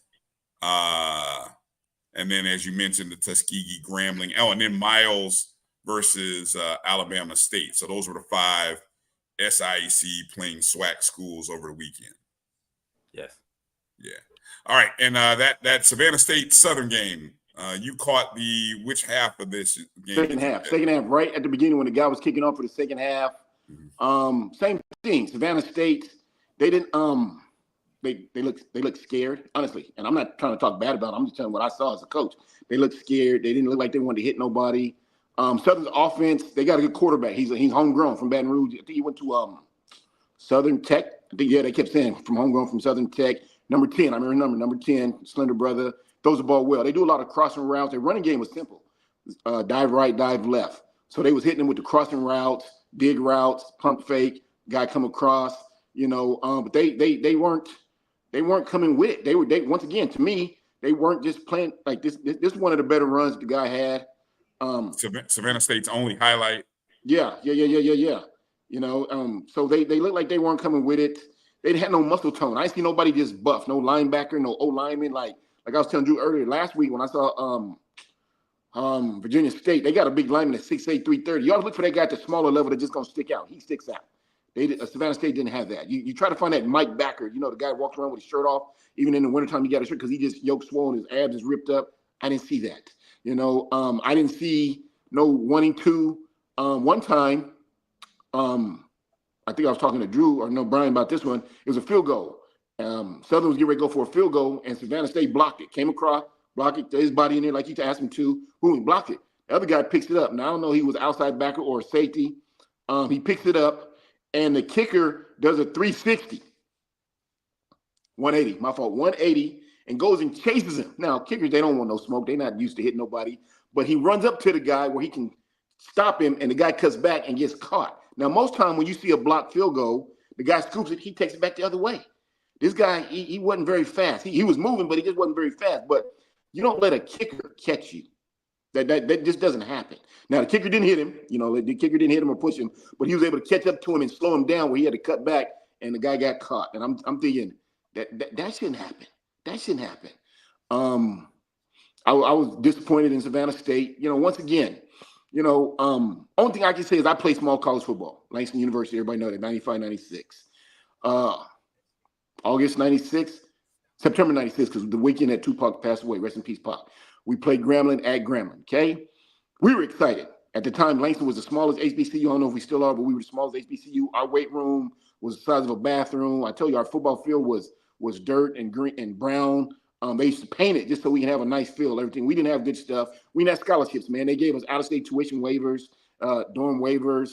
You had to live off financial aid and a loan. But we made it work. We had a good team. In 2 years, we had good teams. We're getting ready to play Grambling.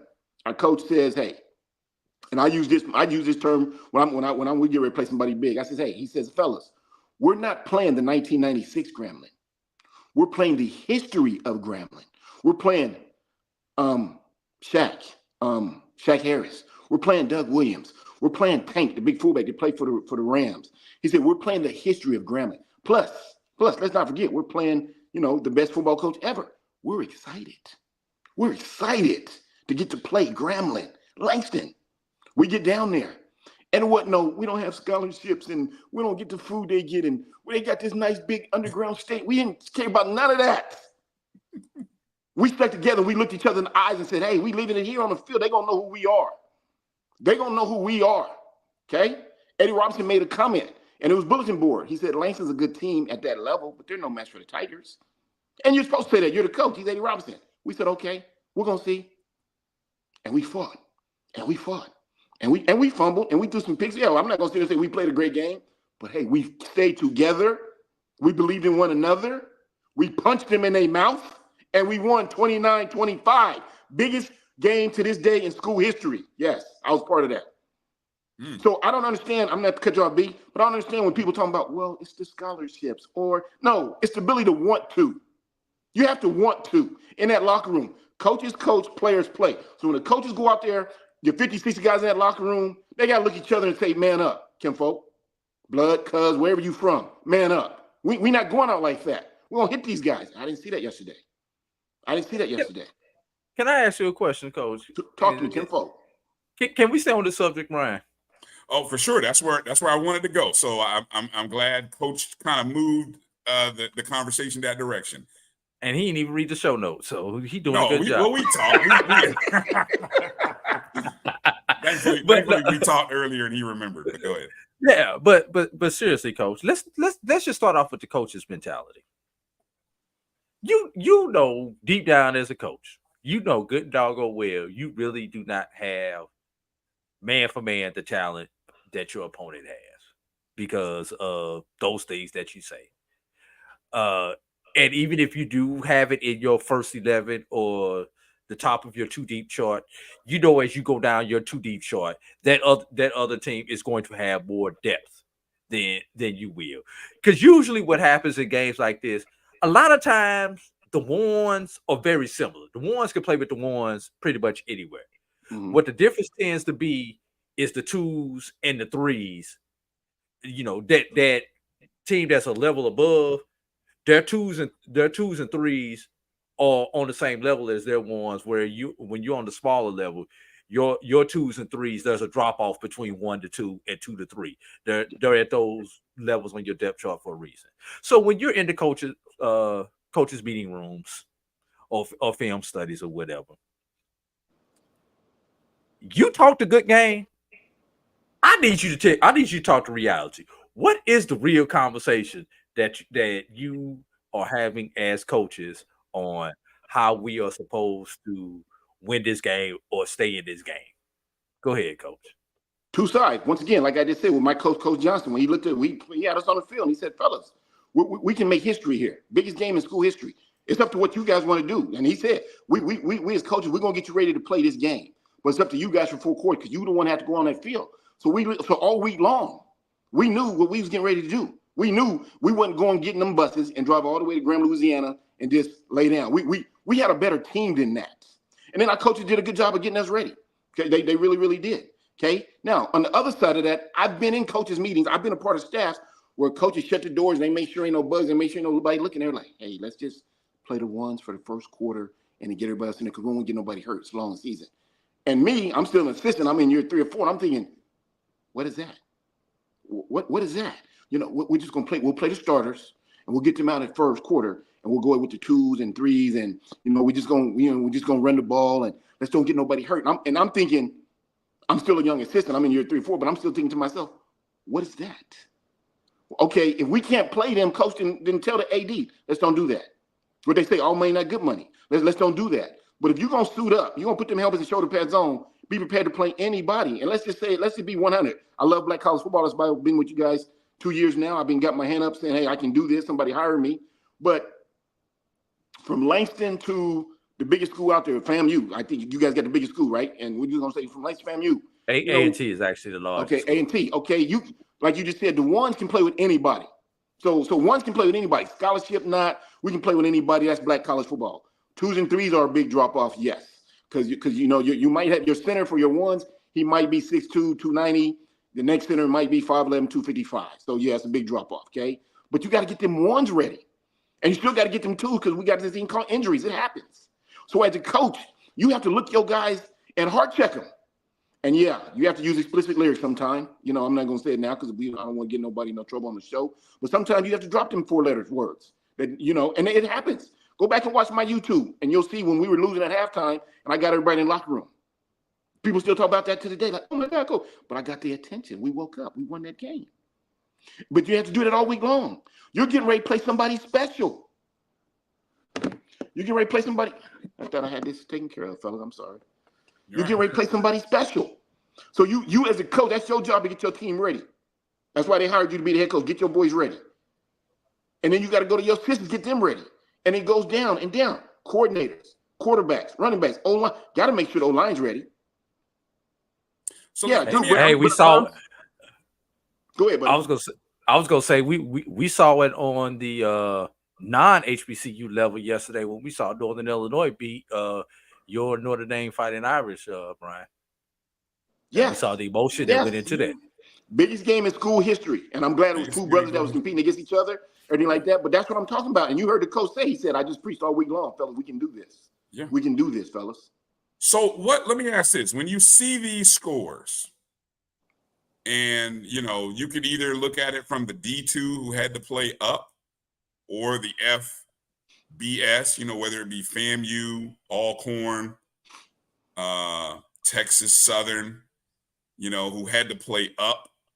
I mean, I guess we could say Bethune had to play somebody better in competition. I don't know. But is it harder? Was Bethune the only one who actually played a fellow FCS? No, Prairie View. Okay. Prairie View, Northwestern State.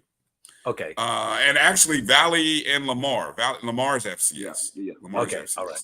Yeah. So, right. But what is a harder game to prepare your kids for, Coach? Is it these games where you're playing up and the odds are stacked against you?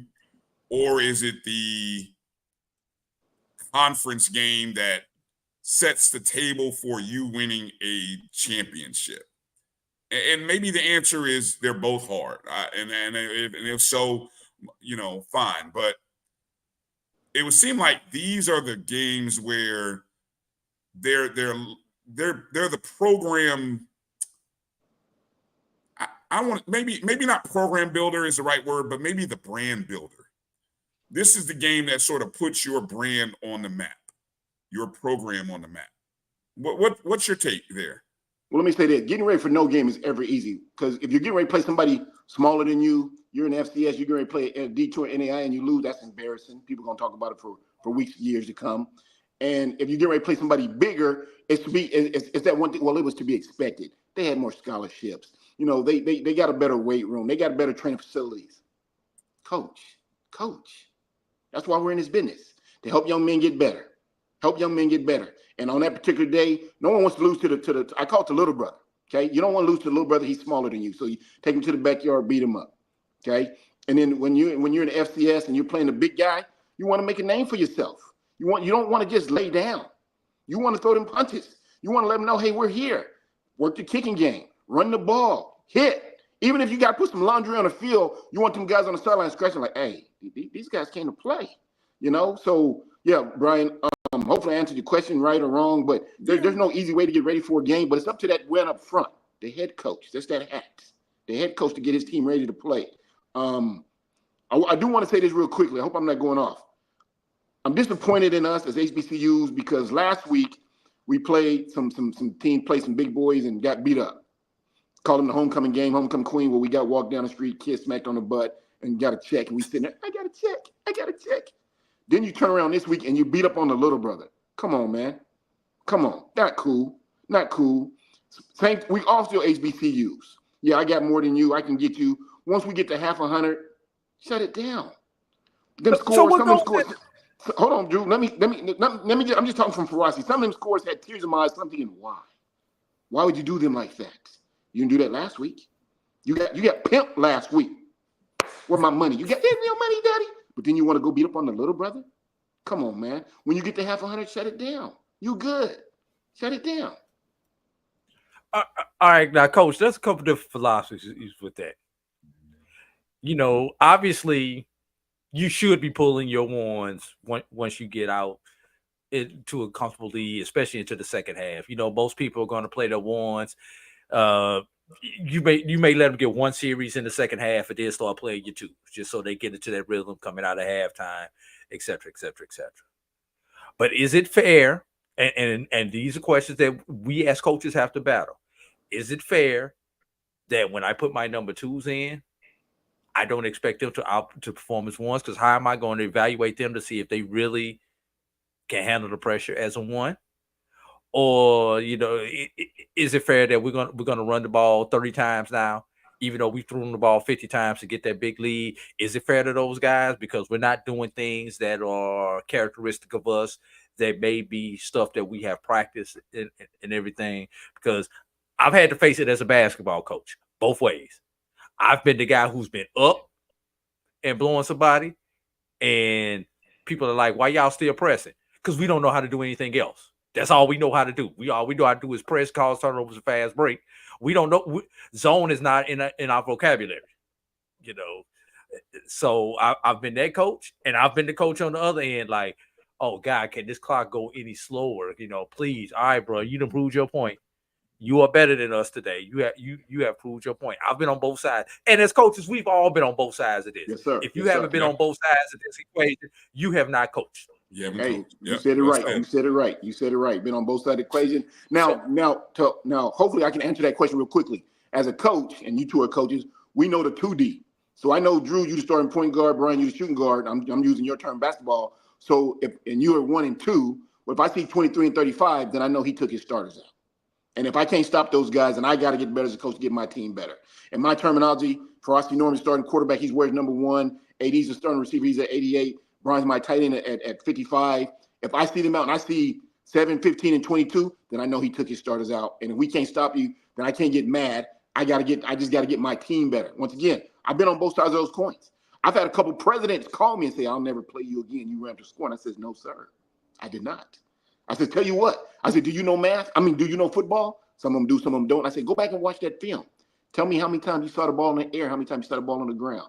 Sometimes they call you, sometimes they won't. But one president called me and said, Coach, I want to apologize to you. I saw 9 balls in the air and I saw 56 balls on the ground. We just couldn't stop you. I said, no, sir, you couldn't. He said, we still won't play you no more. But I just wanted you to know, you know, were you playing Kentucky State, Coach? Were you playing Kentucky State? Who were you playing? I'm sorry. That was a low. That was a low blow. Now, Coach, all right, you pulled your ones. Both you got your twos in against they twos. And your twos still whooping they twos like your ones was whooping they ones. You know, that just means I'm better than you. That just means I'm better. I got a better team than you got. That's what that means. I mean, you may go to your 3s and your 4s, and your 4s may be playing better than they 2s, especially when you're talking about this difference in competition. You know, and Bryan said sportsmanship. I tried to use the PC term, good sporting behavior. When does that kick in? Whatever term you want to use. When does that kick in and you just call the dogs off? Once you, if you and I've been drummed 77-0. I've drummed people 77-0. Once you get to half 100 and I look up and 55 and 17 and 21 not in the game, then I know he's taking his starters out. I look up in the third and they're still in the game and you're still throwing deep on me. I'm saying, okay, then I start to take this personal. Now I got to get better. I got to get these guys better, and I'm going to make sure we play each other next year because I got to redeem myself. But I'm just saying, as a coach, some coaches have sportsmanship. Some do, some don't. I didn't see it yesterday from us. We took the little brother in the backyard and we beat him real good, like he stole our milk money. I was kind of disappointed in some of the teams because we know, I'm not going to say no names, but we know some of them will never do that again this year. Sure Some won't. of them will never do that again this year. Sure won't. You know, everything's sort of like that. So, Yeah. but, you know, I mean, I know you guys only give me so much time. I appreciate everything you do for me, but was there something else you guys wanted to ask me? I think it was one question you wanted to talk about. No, I got one other you had question something on else. that line. Okay. Go ahead. I got one. Now, we all know this coaching thing is a fraternity, coach. And the reason I say that is because a lot of times when in games like that, either you've coached with that other coach or somebody on that other staff. You guys may have given each other jobs at one point in time. How does being on one side or the other of those type of beatdown games affect those personal relationships? Because we all go to conventions together. Obviously, we're recruiting against each other, but you know, we do see each other off the field, and there are times when we as coaches, even though we coach with two different teams, we call each other, we text each other, we conversate with each other. Heck, hey, you got a kid in the portal, and he's contacted me about coming over here. I need you to tell me the truth. I don't need you to BS me because he played for you, or you recruited this kid. You know, so how does that affect those type of personal relationships, in your opinion? Well, once again, we got to see who we are. Are we close? Like me, like us three, are we close? And if the schedule's already set, sometimes schedules are set for 2 years. I know I'm not going to be good very next year. I got a redshirt freshman quarterback. My line's going to be redshirt freshmen and sophomores. You know, we're going to be undersized. It's going to take me another year to get these guys ready going. So I'm going to see you at the convention. I'm going to buy you a drink. I'm going to say, Drew, man, you're on the schedule next year. Do your boy a favor. What's that, Frog? When you hit half 100, Kim Folk, I need you to take your stars out for me. Can you do that for me? Can you do that for me? I mean, I'm you know, and then the following year, whatever, I'll do the same for you because it's going to come back around where I'm going to have the upper hand. And that's the conversation that we have. So then when you hit half 100 by third quarter and you call a timeout and I look up and I see new numbers in there, I look over at you and I just go like, you know, don't nobody know what's going on, but I look at you and I give you that right there. That's my thank you, man. Thank you. You know, and I keep my ones in there just to try to keep it at half 100 to 12 or 14, whatever. I mean, I'm getting drummed. You know, but I'm young right now, and you might let it give a couple 3-bowl series, and then yeah. And you do me the same way. You pat me at the back, Frost, what's up, man? Hey, Frost. You know my star quarterback, he gone. Yeah, I know, man. I know. You know, and man, you loaded for next year, and you know you're on the schedule game too. Yeah, Frost, do your boy a favor. Talk to me, Drew. Hey, man, when you get to half 100, okay, Kim Folk, I got you. No, seriously, now, Frost, man, I got you. Matter of fact, I'm gonna let you know it because when I get to half 100, I'm gonna call a certain timeout. And you're going to see a commotion on my sideline, and that's when I'm going to switch the new guys in there, and you'll say, okay, and you'll see it. Only me and you going to know this. Everybody stands truly, ain't nobody going to know, but you're going to see a commotion over there. What's going on? But then you're going to see a whole new group of guys. And you got to look at me and say, thank you. And that's how that works there. Now, as far as the portal go, yeah, I'm going to be real with you. Guy leaves my program. If he's a turd bomb, I'm going to let you know. That's not the kind of kid you want to work with. That's why I got rid of him. If he's a good kid and he's got pressure, because I make sure all my guys every week it's challenge. Don't ever go to bed waking up thinking you're going to start the week to week. You got to come to practice and prove to me you can keep playing. So I'll let you know he didn't want to compete, brother. You know, good kid, talented, but didn't want to compete. Now it's up to you if you want to take that kid. But he didn't want to compete because I had a freshman that was coming pushing him. And he was like, if I'm not to start him out here, well, buddy, hey, you don't want to compete, bye. So now I'm going to put it in your card. Kid's talented. You know, you can work with him. You can use him, but he didn't want to compete over here with me. That's how I do that one there. Good stuff. I'm all questioned out. Yeah, no, man. Good stuff. Oh, about that last one, though, about that. I know we're about to wrap up, but Southern scored last. Okay, they was on the 25-30 going in. They threw a crossing route. Guy got the ball, got it to the 10-7, and they had a big back. He was a big Earl Campbell looking guy. He got it down to the 2, and then they hit it again, and he split it in. That was last Southern's touchdown. Now we're talking about the friendship. Terrence Graves and the coaches at Savannah State been friends for over 25 years. The commentator said they got a deep relationship going back 25 years. And you saw the disgust on his face, like he didn't want to score that last touchdown. And they showed him, and he turned and he looked at his team and his coach is like, you sons of guns. But that goes back to what you're saying, Drew. You couldn't stop me. You know, they didn't just throw it. I mean, they gave it to the big back twice. and you couldn't stop me. So, Coach, you can't really be mad at me for scoring, but he looked at his team like, fellas, I didn't want, and I knew what he was talking about when he turned around. He just looked at his team like, I didn't want that. We already got this. We got 42 seconds to go. We got this. You know, everything like that. So that just goes back to what you're saying. I mean, I'm pretty sure they didn't fight after the game or anything like that. He probably said, hey, man. And he probably said, nah, you just had our number tonight. You know, no problem. You put it in the air. The big bag, you know, he's a big guy. Nobody want to hit that big sucker, something like that. But anyway, I know you guys got to keep moving on. Appreciate this. Let me know. I'll let you guys know in the middle of the week which games I'm going to get next week. Appreciate everything you're doing for me. Last week I gave out my email address, and I had about 10 people hit me up.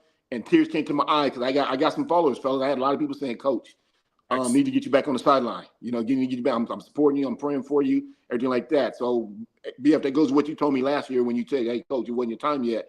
I think it's going to be this year. I really do. I feel good. I live across from 2 churches. I told A.D the other day, I said, God put me in Alabama for some reason. I live right next to 2 churches. I've been meeting good people. So I'm feeling good. I got you 2 with me. So I'm feeling good about this year, this coming to Christmas. I think I had a Christmas gift, fellas. Sounds good, Coach. Hey, appreciate your time. Good analysis. Always enjoy the conversation. And likewise. Hopefully next week's games aren't so lopsided. Hopefully we get a few more competitive games across the board. I haven't looked at the schedule to see how many check games there are next week, but usually week 1 and 2, that's when you get the most of them. So hopefully they'll start to dwindle down here after, I think next Saturday might be the last weekend of them. So we'll kind of pay attention and see what they look like. But yes, sir.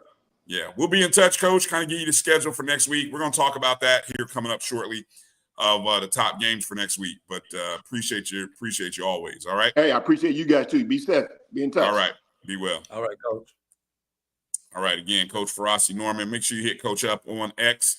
At Coach Farasi is where you can find him.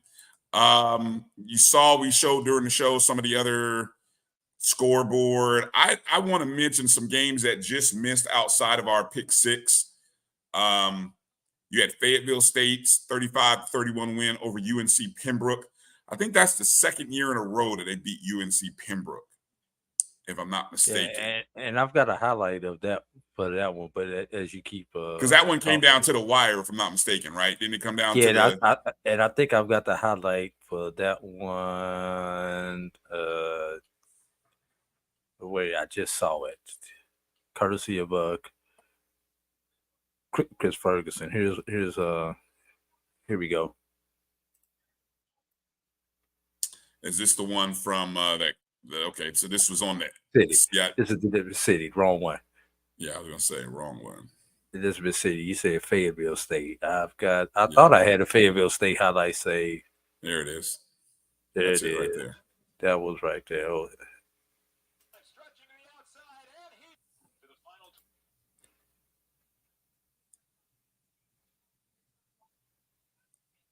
So okay, final seconds down.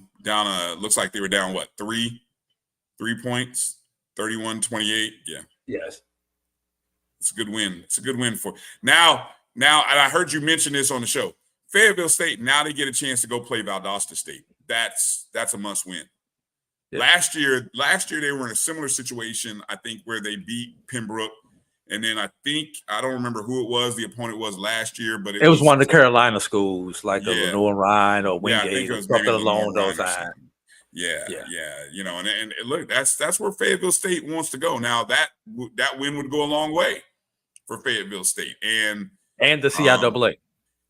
And the fact that the CIAA is winning. I think you guys brought up the stats. Not only are they beating the SIC, but aren't they like 3-3 in what you guys said? Yeah. 3-3 against non-SIAC non-conference opponents. Yeah. So I mean, hell, that's respectable. That's huge. Yeah, that's huge. That's huge. Definitely huge. Yeah. Another game that missed our pick 6. It's better than the SIAC, who has not won a non-conference matchup this season. Okay. Another game, a couple other games that missed our matchup. South Carolina State going on the road, beating the Citadel 23-21 after blowing a 11-point lead on the road at Florida A&M. They go on the road again, but this time they get it done, beating the Citadel 23-20. Actually, you saw them get some, Eric Phoenix involved more in the run game. They even added another running back, former Benedict running back, Deandra Duhart, who ran for 128 yards. So Coach Chennis Berry's first win out South Carolina State. Congratulations to Coach Berry. Congratulations to South Carolina State getting that win against the Citadel. Also, a game that was on my top 10 list, games of the year. This was a big weekend in Virginia as you had CIAA rivalry matchups happening in Norfolk and in Hampton as Virginia State came to Norfolk State looking to beat them for the second consecutive year. And then you had Virginia Union traveling to Hampton, all former CIAA teams. And this time, we were worried, Drew. We were worried that the Division II little brother might beat big brother, so to speak. Didn't happen, as Hampton had to rally.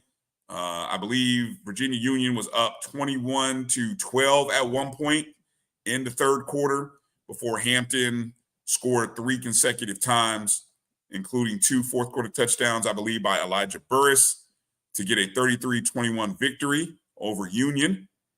And then Norfolk State held off Virginia State 27-23, getting their first win of the season. Fortunately, FAMU does not play South Carolina State next year, but they will play them the following year, though. Or it's either the following year or the year after. So that game that was originally supposed to be next year got moved. Yeah. So South Carolina State getting a check from somebody else. Yeah, South Carolina, if I'm not mistaken. I think that's who they're getting a check from. Yeah. Those were the games that kind of. Okay, so going back again, we talked about the CIAA now 5-0 versus the SIAC, where you had in week 0, you had Virginia State beat Benedict, you had Virginia Union beat Kentucky State, and you had Johnson C. Smith beat Tuskegee. That was all in week 0. And then in week 1, you had Shaw beating Albany State, and then you had Johnson C. beating Morehouse. So all of that was in the works. Any other game? I flashed the schedule of games up, Drew, earlier during Coach's segment. Any games, that as you look at these scores, any games that you care to mention before we kind of put a pin on week 2 from this? These are the SWAC. You also had the MEAC scores there. Second line. Morgan Towson. Yes. What happened for Morgan? What happened to the offense that we saw last week against Hampton? Right. I thought the same thing. What happened? And there were a couple of missed field goals in there by Morgan State that. But you should be kicking field goals. Well, I mean, they got 3 field goals, and you're talking about missed field goals. What I have not heard you say is there were a couple of missed touchdown opportunities. That's what disappoints me about them. How big of a disappointment is the loss to Elon at home? I mean, you're down 21-0 at the half. Walker Harris, 16-24, 181 yards, throws 3 interceptions. I guess we have to pump the brakes on crowning him the next big thing. Jamari Taylor, after the big performance at the Orange Blossom Classic, only runs for 54 yards and a touchdown. Elon had a young man, TJ Thomas Jr., ran for 152 yards on Central. Now that's the second time in a row. I mean, what did Body run on Central? Didn't Body run like 132 yards on North Carolina Central? So that sounds right. It was around that number 132, 123, somewhere around in there. Yeah. So just something that's probably. I mean, for Central, it's a disappointing loss because you were hoping to go 2-0 into this week's game where you get to play North Carolina. A game that you'll probably be a 30 to 40 point underdog. And that's so you had a chance to be 2-0 going into that game, which is then the precursor to the matchup against North Carolina A&T, which now I believe that game is about an even game. That game will be even. So that'll be interesting. But then you have some games from out of the CIAA. Again, Bluefield State getting a win against Concord University. First win for Coach Morgan.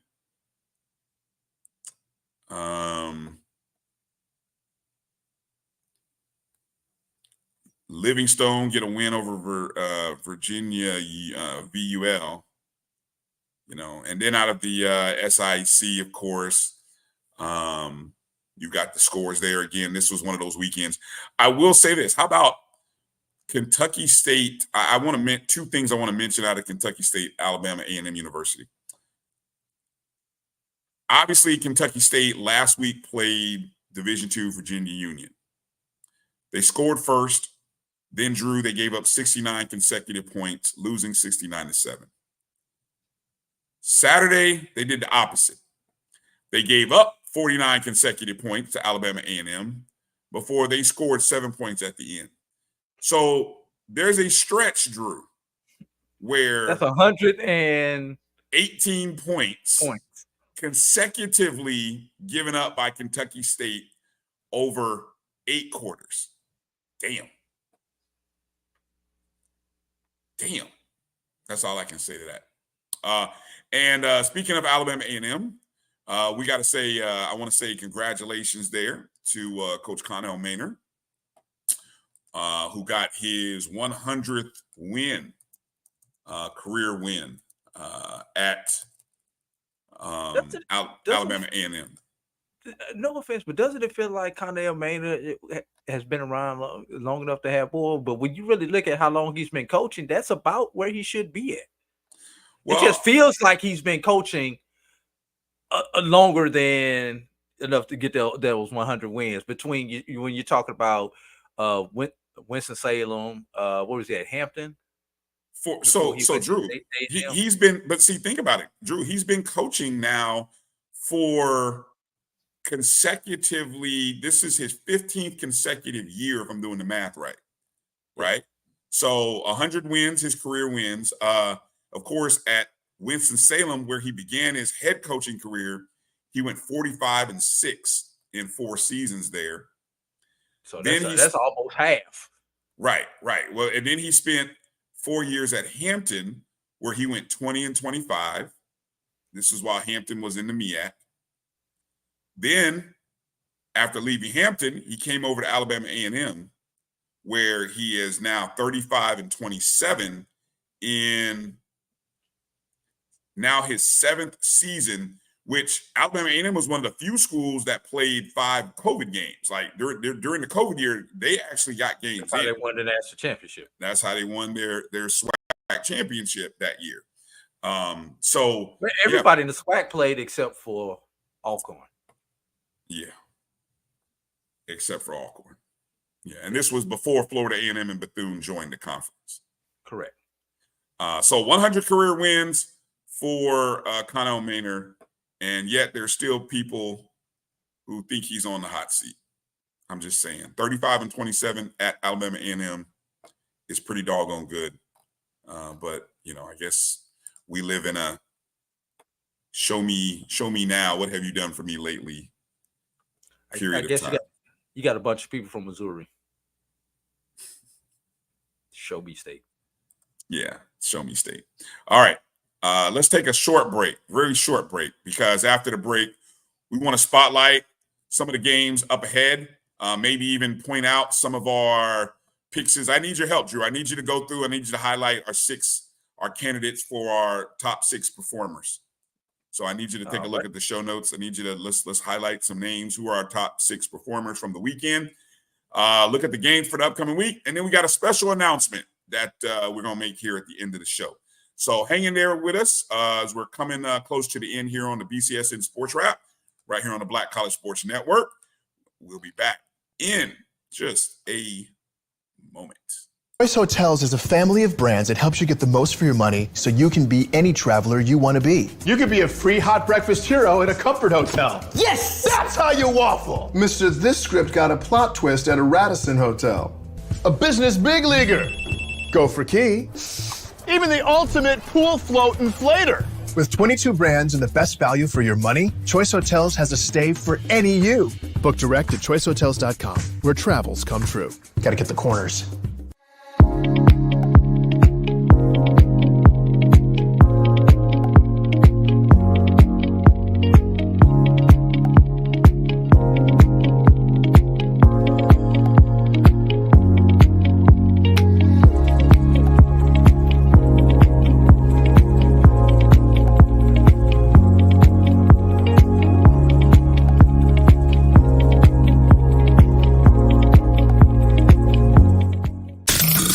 The human voice has always connected audiences with experiences. Major brands all across America have trusted Kever's voice time and time again. Conversational, powerhouse, intelligent, and sincere. That's the voice you need for your creative marketing process. KeaversVoice.com. Kever's Voice, Kever's Voice, KeversVoice.com. Always on, all the time. Since 2002, Empowerment Resources, Inc., a nonprofit organization, has empowered more than 1,500 youth and adults in Duval and surrounding counties through its programs Journey into Womanhood, Girls Mentoring, Life Skills for Teens, and Parenting Education Coaching. To get involved with programs, volunteer, or donate, visit www.empowermentresourcesinc.org. Follow us on social media, facebook.com/empowerment.resources and instagram.com/empowermentJAX.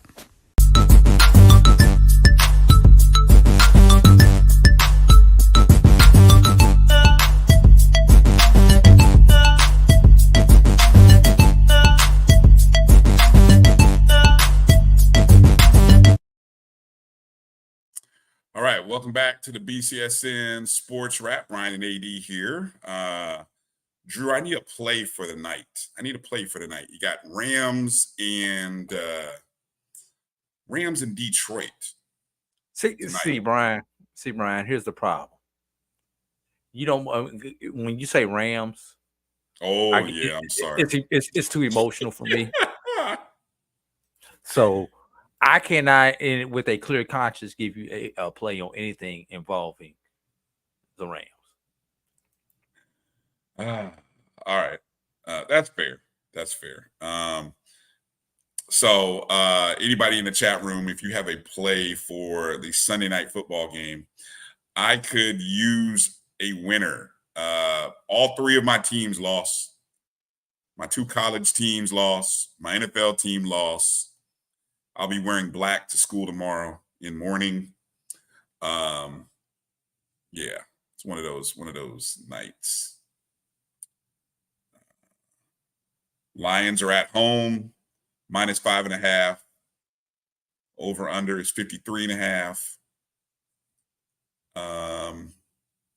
I did survive my survivor. I picked the Seahawks in my survivor league. So I'm still a survivor. Still alive. A lot of people, though, Drew, they picked the Cincinnati Bengals. Boo-hoo. Bengals losing to the fighting Jacoby Brissett's.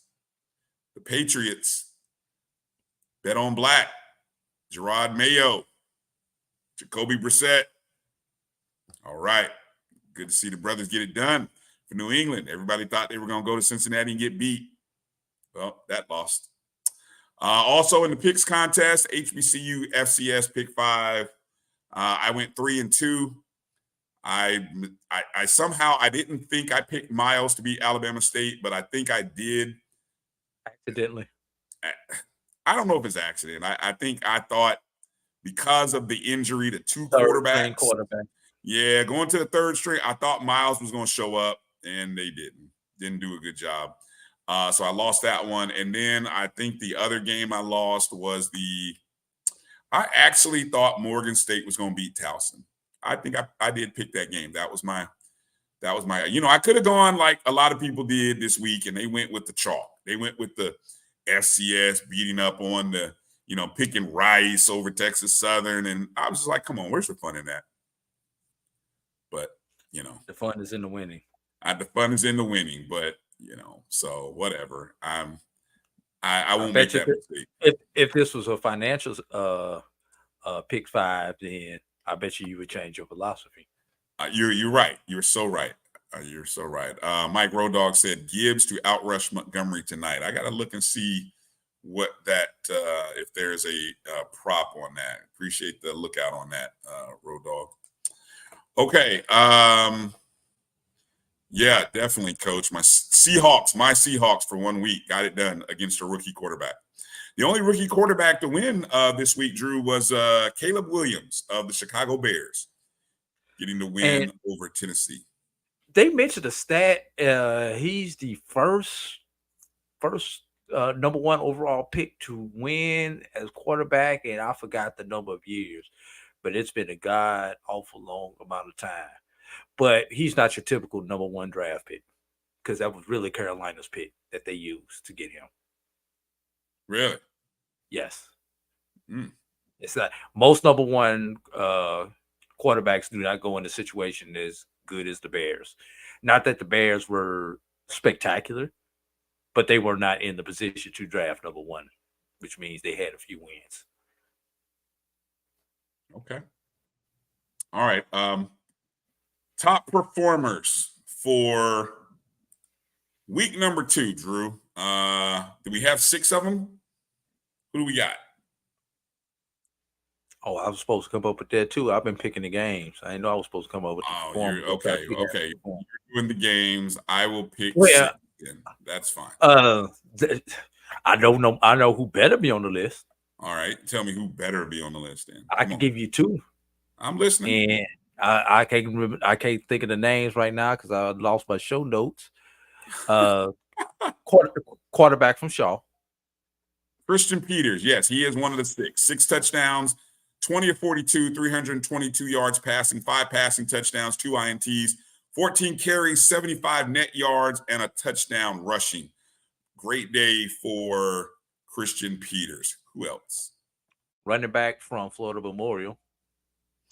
Walter Wilbon from Edward Waters, 21 carries, 170 yards. You mean from Florida Memorial? You said from Edward Waters, from Florida Memorial. Oh, sorry. Florida Memorial running back, Walter Wilbon. Yes, exactly. Versus Edward Waters is what I meant to say. Yes. G Boom has one he wants to throw on the list. Who is G Boom saying? Who we got? I saw Shamar Savage of Prairie View. I think I wrote his name down on the list. What were his numbers? I think he might have had. Oh, wait a minute. It didn't save. What were his numbers, G Boom? I thought he had like that was a wide receiver, Shamar Savage, wide receiver from Prairie View. Thank you, Michael Road Dogg, for that stat. I knew I heard that earlier. I couldn't remember who it was. Here we go. Was Savage the quarterback? Savage wasn't the quarterback, was he? No, I said Caleb Williams. I was jumping back on the Caleb Williams for a second. Oh, gotcha. Okay. And then he has a correction. It was 133 yards, not 103 yards. Okay. Yep. Okay. So, definitely 3 touchdowns receiving, 130 yards. Shamar Savage. Yeah, we'll definitely include him in the because I knew there was a couple of receivers that had some big games. You had the wide receiver from Alabama A&M, Duke Miller, who had 3 for 132 and 2 touchdowns. I think the Grambling wide receiver Javon Robinson had 4 receptions, 151 and a touchdown. But yeah, I like rewarding people who play against level competition. And for Shamar Savage to do that against a FCS opponent and not against a Division II opponent where, you were just running up points left and right, I like that. So how many receptions did he end up having, G-Boom? Did he put that in there? 130 yards, 3 touchdowns.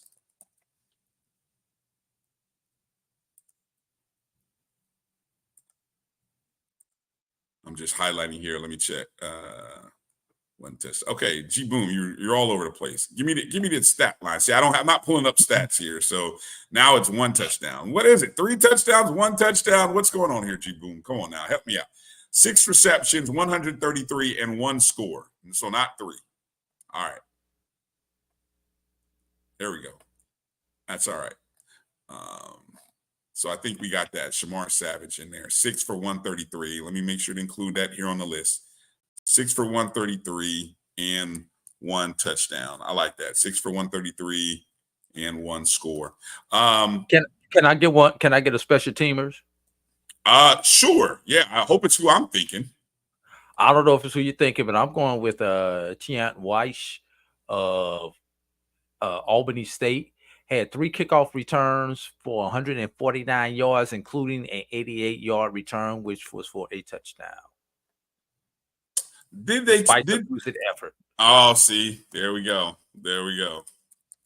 Losing effort. You're going with somebody in a losing effort, huh?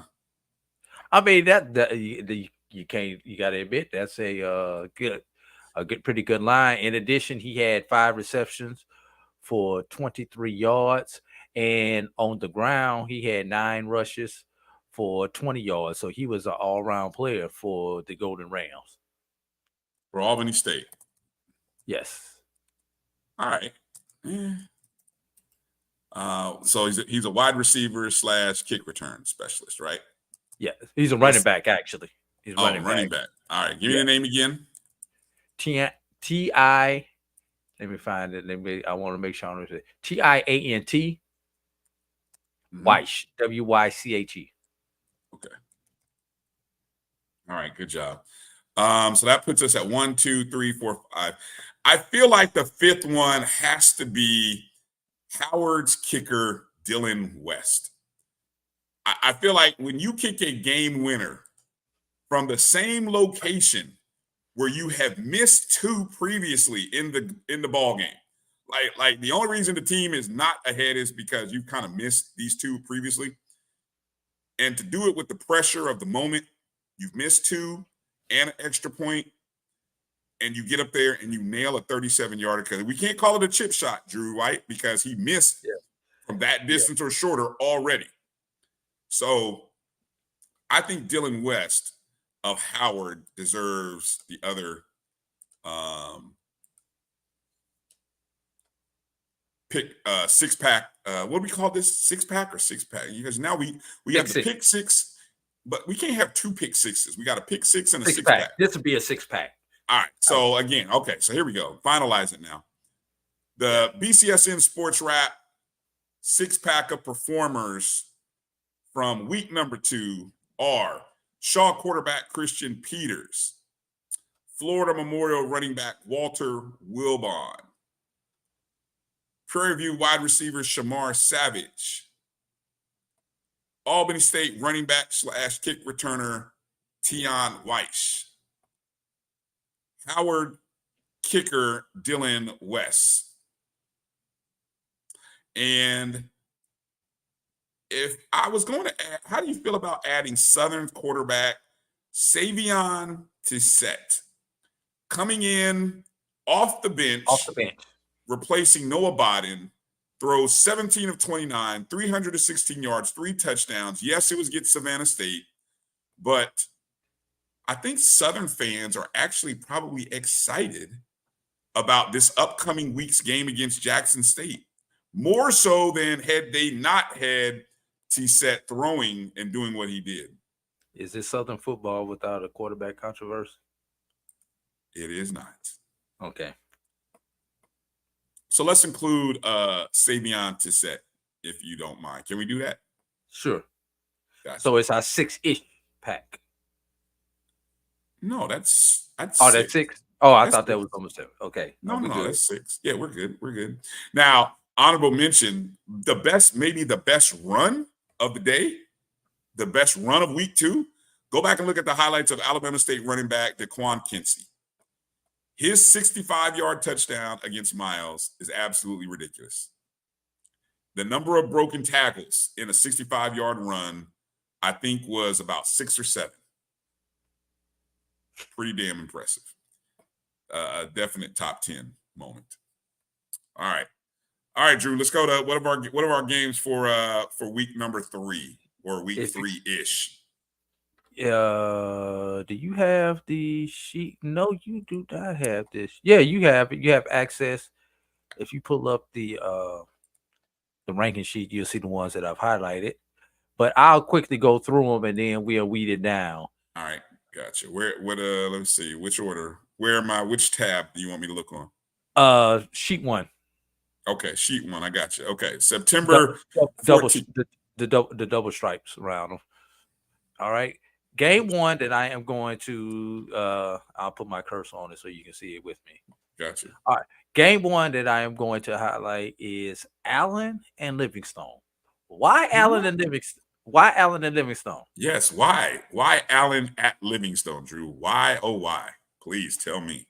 Because this is the last time that the SIAC will face the CIAA this year. Okay. Does the CIAA get the shutout, or does the SIAC at least get off the schneid? Wouldn't you rather just go perfecting? Wouldn't you rather just go ahead and finish off and be a perfect 0-6 versus being 1-5? I think it's worse if you go 1-5 than going 0-6. I had to put it out there. You asked me for games. I'll give you the candidates, Brian. Okay, I'm listening. Next candidate, Clark Atlanta traveling to Florida Memorial. We already talked about this game, the contrast in style of these two teams. SIAC versus NAIA. And once again, SIAC has not won a game out of conference yet. SIAC has not defeated another HBCU. This is an opportunity. Let's be real. On paper, Clark is supposed to win this game. I think. I'm going to leave that one right there. All right. One more feature the SIAC opponent, and this one crosses into the MEAC. Morehouse Howard. And let's be real. This game does not have the appeal for the play on the football field. But if you're talking about the brand recognition game of two of the biggest brands of HBCUs, this is you can't complete a top 5 of HBCU just brand name recognition without these two institutions being in there, Brian. That's the significance of this game.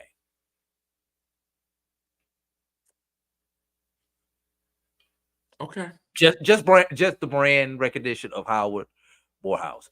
Yeah, Howard, Morehouse, Hampton, Tuskegee, a Florida A&M, maybe at a Jackson State, maybe a Southern. Those are your top probably 7. No, back Southern off. Grambling State would probably be ahead of Southern because of Eddie Robinson. But that's probably your top 7 if we're using Dr. Cavill's method, going with the top 7. Now, you could put the 5 in whoever you want to be there, but out of those, Morehouse and Howard are going to be in your top 5 just based on brand recognition. That's why this one intrigues me. How about a Super Region 2 crossover matchup, Brian, between Elizabeth City and Erskine? Elizabeth City picked up the surprising victory against Shawan.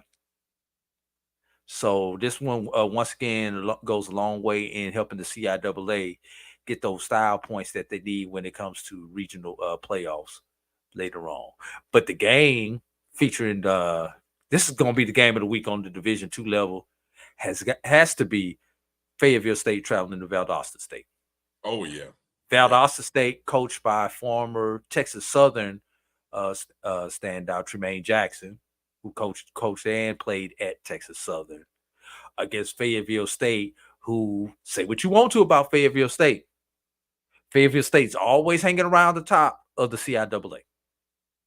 Has been in the championship game, 6 consecutive years, Brian? Yep.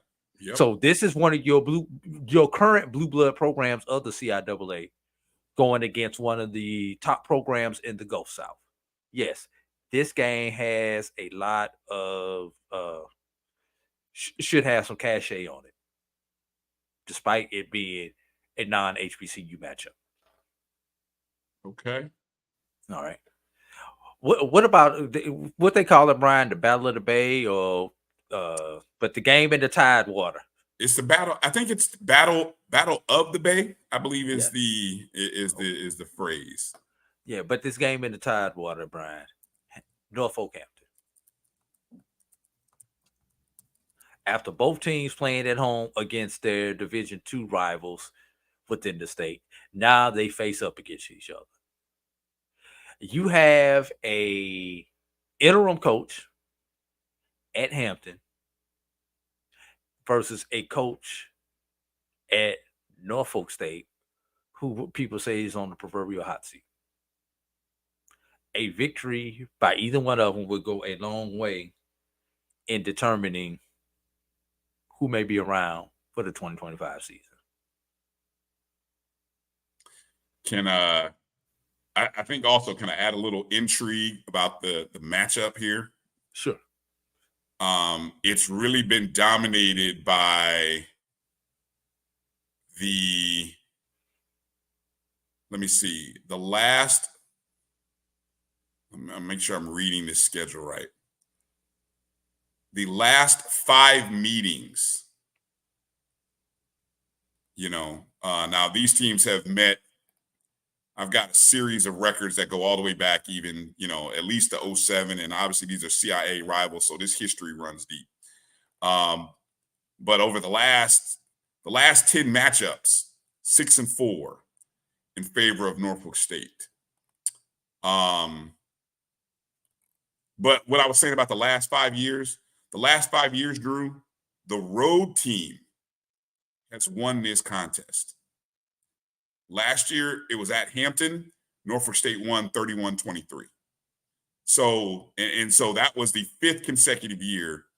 And all of these matchups in the last 5 years, Drew, have practically been a touchdown or less, with the exception of 2022, where it was a 10-point game, 17-7. Hampton won at Norfolk. So guess where it is this year, Drew? It's at Norfolk. So, yeah. We'll see what happens. We'll see what happens. Yeah, Norfolk State has not won this rivalry at home since 2015. So the last 2 times in Norfolk, Hampton has won. But again, last 5 years, the road team has won this contest. That is very interesting. Yeah. All right. Moving on down the line. Folks are primarily on Division I's now. This one intrigues me. Don't ask me why. Alabama State and Sanford. I'm not going to ask why. I don't even know. I'm curious. 2 Alabama rivals, both of them on the same level, same recruiting area, and it's a fellow FCS. So, again, you asked me not to ask you why, so I'm not. Okay. Okay. Everybody calls it the Boombox Classic, except for the 2 teams involved in it. Do not call it the Boombox Classic. That's crazy. So, what do they call it? Jackson State versus Southern. Lazy. All right. But if that is not the game of the week of on the FCS level, I don't think there's going to be a bigger game, at least as far as intrigue and pageantry, than Jackson State and Southern getting together in Jackson, Mississippi. What is the hold on? Let me before we go on, let me look real quick and see what the series history is, if I can pull it up real quick here between these two schools, because I'm just curious to see, is it any better than oh well, I don't have any quick access to the history. Yeah, I was just kind of curious to see if it's any closer than the Norfolk State Hampton rivalry, you know, in terms of what you've had in the last couple of years. I might be able to tell you this. Matter of fact, I need to send you this site that I've discovered that will give you a lot of these answers that you're looking for. I'm gonna send this site to you, but I'm gonna see if I can find it right quick. I've got it on my phone. We are looking at Jackson State. Oh, I got it. I pulled up the oh, well, okay. So Jackson State has won the last 4 years. Last 4 years of contests have all been won by Jackson State. And prior to that, Southern had won 8 consecutive games. That would have been under former coach Dawson Odoms. Probably, yeah. So the current streak is 4 for Jackson State. Will it go to 5? And it doesn't matter where the game is played. It can be played in Baton Rouge. It can be played in Jackson.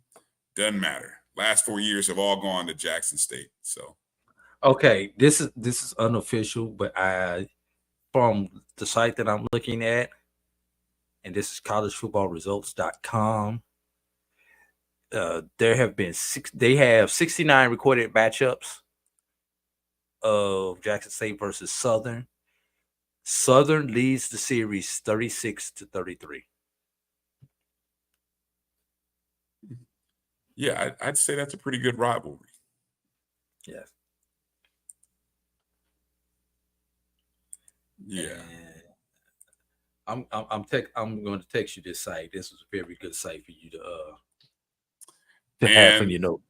Yeah, and Edwin, I would say, hold on, if I can find the data there. I don't have the data on the predicted outcome of the game. Maybe I may mention it on Wednesday's show.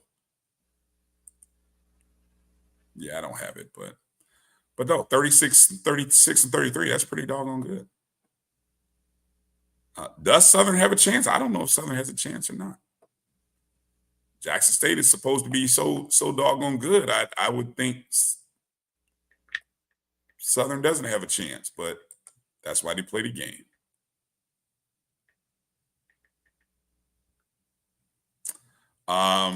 Did you mention the other game on your list there, the Southern Heritage? Are you including that one?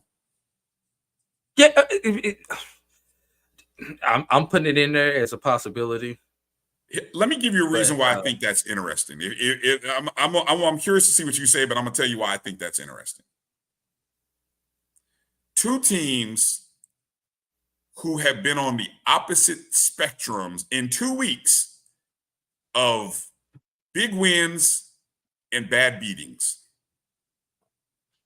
Both of them. Tennessee State beat the snot out of Mississippi Valley State. Then they turned around and got their butts. They got it handed to them by North Dakota State. UAPB got the snot knocked out of them by in-state school, Arkansas. Then they turned around and did the same thing to poor little Arkansas Baptist. So what is the identity of these two teams? Who are these two teams? Because again, both have beat up on somebody and both have been beaten up. Very rare that you come into a contest where that is the storyline over the last 2 weeks for both schools.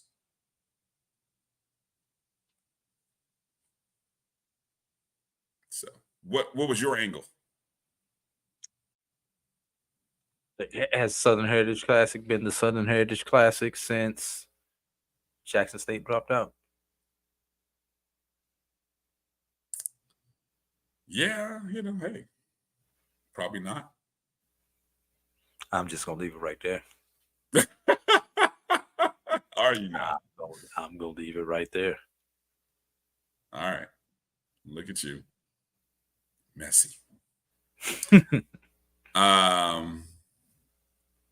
Tennessee State got beat even worse than I predicted. Well, again, as I said, that's what I guess we're going to find out. You know what? I won't be surprised if this game goes down to a fourth quarter tie game in the final 3-4 minutes. Wouldn't that be like so fitting for two teams that have beaten up on people and been beaten up on? All right. And did you mention the Florida Memorial Clark, right? Yes, I've mentioned Florida Memorial Clark. I think that is, that's all of them. Because some of them are double click because they're HBCU matchups, so we have them. So if I had to look, your 5 and my 5 might be different, but if I had 5 for this week, I would definitely say the Clark Florida Memorial game. It wouldn't have been earlier in the year preseason predicted, but it is now. That's 1.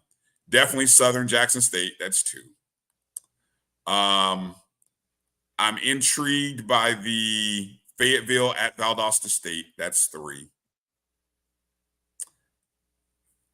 You sold me on the Allen at Livingstone. I would probably never add that into my top 5, but okay, I'll add it.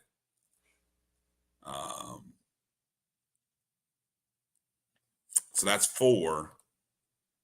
And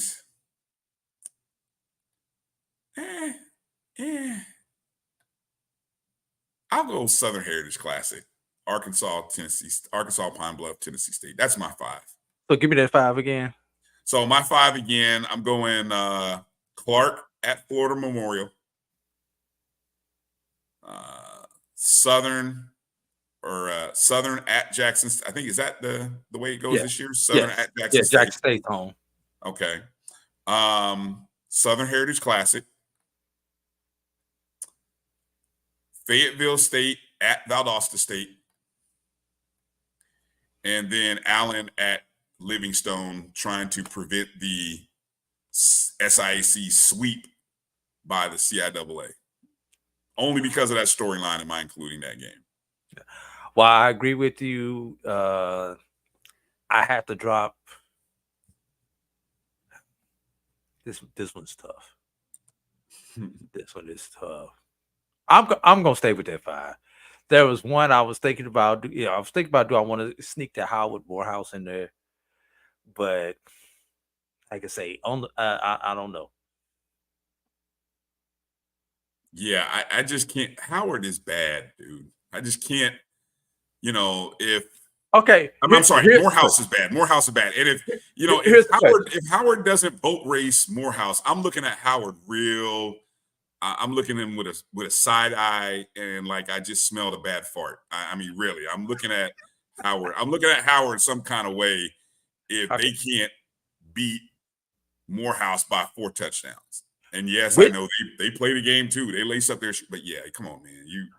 Howard, what are you doing? Which neutral site classic has the higher attendance? The one in New York or Southern Heritage?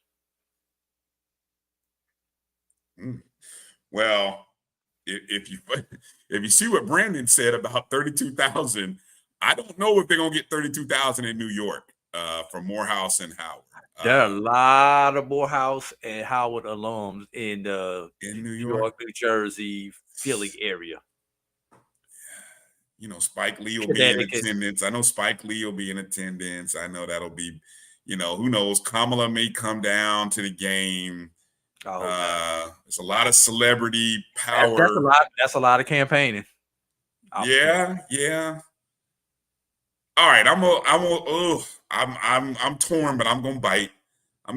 New York, Big Apple. I'm going. I'm going. Because I think that game drew in the mid-20s last year. Yeah, I'll go there. I'll go. Oh yeah, Denzel's. I'm going Morehouse and. Yeah, I'll go with that. And look at what we got. Hey, shout out to Coach Rome checking in. Coach Bobby Rome. Hey, look, Coach, you guys handle business against Clark. We got to have you on the show. We want you on the show, Coach. We got to have you come on the show. So good win against Edward Waters. And you guys take care of business against Clark. We got to have you on the show. We'd love to have you on the show. So shout out. Should be a great game. That should be a good game. I'll be locked in to that one. That's gonna be a good one. Yeah. Good job down there, Coach. Shock the world. And is it a shock though? I don't think it'd be a shock. I'm not talking about that, Brian. I'm not talking about Sorry.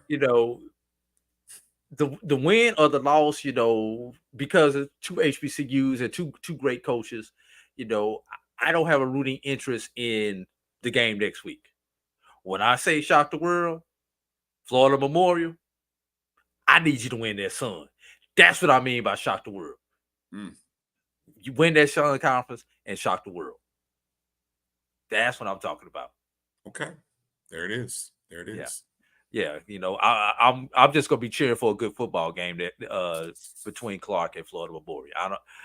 I like both coaches. I know both coaches. Met both coaches a couple of times. I don't have any allegiance one way or the other. Gotcha. Yes. All right. Edwin Moore, you are silly. Ridiculous. Okay.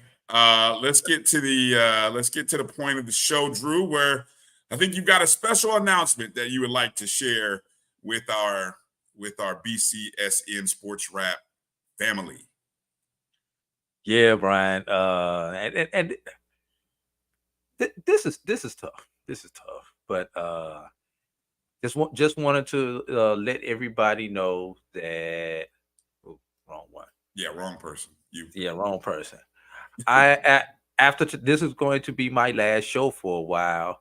After today, I am going to temporarily step away from the BCSN SportsWrap. I'll still be around the Black College Sports Network. I'll have to do some things behind the scenes, but as far as my face being out front and center and being the co-host of a full-time podcast, that's going to have to be put on the shelf for a minute. Now, I may be stepping away for a month, 2 months, or I may be stepping away for an extended period of time as I feel my way out around things, because I've been afforded an opportunity to rejoin the administration of an HBCU diaspora. We're just of an HBCU. So everything should be worked out within the next day or two. This all happened unexpectedly fast. We'll just say it like that. But game recognized game, talent recognizes talent, and our matches come together. So, Brian, you called me. I can't even tell you what day of the week it is, but you called me and was like, all right, man, we're going to do this podcast together. We're going to do this. What? And what we supposed to be talking about? No show notes, no prep, no links. Brian throwing all these questions out that Brian likes to throw out. And I'm like, I don't know who these players are. Well, that didn't last long, because by show number 2, I made sure that I was prepared coming into it. I thought I was going to be on for a little 15-minute segment. Brian did not tell me that I was co-hosting the show. This was back in our audio only days, so there is no video footage of this fiasco, everybody. So I just want to tell you that. But it all started. Roy gave me the opportunity. Roy put out I don't know if I even told you this, Brian. We've all been friends on Facebook forever. Roy put out something.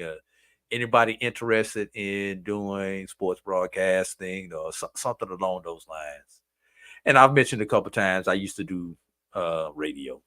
So I'm like, yeah, I used to do it. I'm gonna be in Atlanta for it was some type of upcoming event. Matter of fact, this was right before SWAC Media Day, and henceforth I wound up being in my first either SWAC or SIAC Media Day. I've had a real job, J-Back. I just took some time off. We've agreed in principle, Edwin Moore. We just got to ink everything, and what inking everything is, going through. You got to deal with the HR stuff and all the stuff. Want to make sure the ink dries. And excuse me for saying this. We talking about HBCU, so getting stuff through HR can be sometimes not a quick process. So, but yeah, and I just feel like I need to dedicate my time to making sure I get my footing right and getting those things situated. And then, I'll still be around for guest appearances. But as far as being a full-time co-host, that is not going to be something that I feel comfortable with doing right now, because little do you guys know how much time and effort that we put in weekly to get stuff together for these shows. We texting, we chatting, we talking, we fussing at each other, we sending each other links and tweets and stuff from other people, and stuff that I've started writing again. I was not starting writing in preparation for this. I just started writing just because I had the inspiration to start writing articles again. So yeah, man, and to all the family here at the Black College Sports Network, I'm still gonna be around. You just won't see my face. I want to thank Dr. Cavill, number one, because learned a lot from that brother. Learned a lot from that brother. Charles Bishop, Charles Edmond, Jamie Walker, everybody here at the BJ Jones, everybody around the Black College Sports Network. Our producers, Mel, Kim. And I don't want to leave out Mo Carter, man. Mo Carter learned a lot from him once he came on board with the team. Coach Farasi, Kelvin Carter, Kelvin Rozier, the late Kofi Hemingway, Marcus Green, everybody who's been a part of this. I'm not, you'll just be around the corner. You're not going too far away. You just be on a different floor. Down the hall, around the corner. Yeah. I mean, we go back to what, 1992, 1993, Brian? Yeah, 90. What was your freshman? 92. Yeah, 92, man, almost 37 years. Yeah, it is. It's over 30 years. Over 30 years, definitely. 32 years this fall. One of your roommates, one of your good friends, the late Clifton Reed, was from my hometown. And because he was from my hometown, St. Louis, Missouri, it is, especially when you're as far away as Brian is in Indy and I was in St. Louis, you kind of tend to stick to people who are from your hometown. So, at least your home region, where that's how you and Cliff got hooked up together. And then for some reason, because y'all was on campus and I was off campus, y'all started hanging out at my house. I don't know why y'all started hanging out at my house, because I had adult stuff that y'all couldn't purchase at that point in time, but that's a different story. We can't talk about that. You're giving away too much, Drew. Wrap it up. You're rambling. Before you give away something, man, be quiet. Nah, but yeah. And Roy, I've known pretty much since did I know Roy my freshman year? I know I've known Roy since my sophomore year at FAMU, which would have been none. My freshman year would have been 90, so that would have been 91 at FAMU when I started messing and hanging around with Roy and hanging with that crew. So yeah, I want to think it was 91 when I met Roy. So it's been fun. It's been real. this seems like it's easy to just walk away from this stuff, Brian. It's not. Because I have gotten this podcast means so much to me. Being able to go on the air sometimes 2, 3, 4, 5 times a week has really been how else would I have gotten through the pandemic if I wouldn't have been on the air, man? Oh man. Being able to talk sports. How through some of the tragedies that we've personally have. Mm-hmm. You've dealt with them, I dealt with them. This is therapeutic.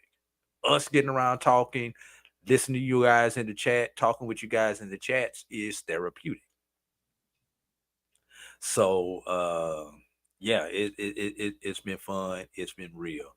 And over the last 48 hours, Bryan and I have been trying to wrap our heads together on how we want to handle this as far as replacements and everything else, because this Sunday night is going to continue. This time slot is a precious time slot. We don't want to give this up, and we want to bring this to you. I'll still be running the computer doing the poll, y'all. You just won't hear me talking about it. Brian gonna have to decipher the data out there and shoot me a text on. Woo, thank God, because I was kind of worried about that part. I was like, God, who's gonna do the poll now? Yeah, no, who's gonna crunch the numbers? I'm like, oh God. That's the behind the scenes stuff that I'll still be doing. I just won't be talking about it. Woo, So thank you. There will be some more information coming out once all the ink is dried of where I'll be landing at. But I'll leave you with this. FAMU made me the man who I am. Mother Tuskegee raised me to a new level. Now it's time for this Rattler / Golden Tiger to change his stripes.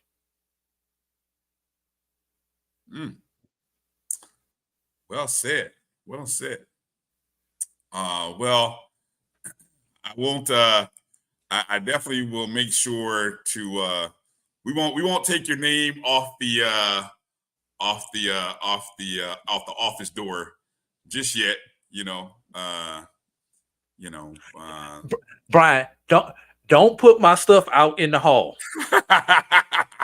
Don't change the locks to my office and put it out in the hall. No, and say you got 24 hours to come pick it up, or we putting it in the garbage. That's all I add. No, we won't do that. We won't do that. No. So what does the BCSN SportsWrap look like going forward? Well, I have a good feeling that a good friend of the program, a good friend of the Black College Sports Network, you know him as a Sport Voice JW, Jamie Walker, will be joining the show beginning next Sunday. Hopefully on a regular basis. Hopefully Jamie won't get too tired of me and too tired of the time slot or these shows, which always seem to somehow go an hour longer than planned. I promise, folks, we plan on being done at 8. We never get there. We haven't done it 8 in 2 years, man. Maybe it's my fault. Maybe once I go. I don't know. Maybe, who knows? Maybe Jamie might come in and say, we got to be out by 8. So let's work on getting done by 8. That'd be inspiring. But anyway, so Jamie Walker will be joining me beginning next Saturday. But, whenever we have conflicts, whether it be, me or Drew, we always have people that we can go to that can fill in the show. And if we just can't get it done, Kelvin Carter. Yeah, if we just can't get it done, we'll go to Monday. We'll do it on Monday. Who knows? That's just how we do things with SportsWrap. But yeah, so you guys look out for Jamie Walker at Sport Voice JW. Is that him? He's been on the show before. So Jamie has agreed. So I hope he doesn't. I hope he knows what he's getting into. I know I say that all with all love, but I'm looking forward to continuing the great work that Drew has done, and I can think of no better person to sort of pick up the mantle and keep it moving than Jamie. So we'll balance out the show. You won't have two rattlers on here anymore. So it'll just, Jamie will help kind of balance it out. So sometimes when we get a little FAMU heavy, I know some of y'all are rolling your eyes, but Jamie will come in and be able to, give a different perspective from a strong fan base perspective. So yeah. Bryan, the last thing I want to say is I want to thank you for being my co-host for these 7+ years and for putting up with me, sometimes talking over you, sometimes cutting you off, sometimes not paying attention. But I definitely I want to thank you for putting up with me and for being a great host, being a great friend, even more than that, man. Drew, congratulations. Can't wait for you to release the announcement of where you will be. And I know that school will benefit greatly from having you be a part of their program. So look forward to it, and we will definitely go forward. So appreciate you, Drew. And with that said, that is how we will put a pin on tonight's BCSN Sports Wrap with Bryan and A.D. and soon to be with Jamie. So we'll figure out how to work all that. No logo changes coming yet. I don't have time for all that. So yeah, especially because I did the last 3 sets of them. But anyway, I'm still trying to get a new promo picture. So but who knows? Now we'll do some new promo pictures. So I don't know. We'll work on that. All right. For the last time, everybody, peace out. Travel light, and we'll holla.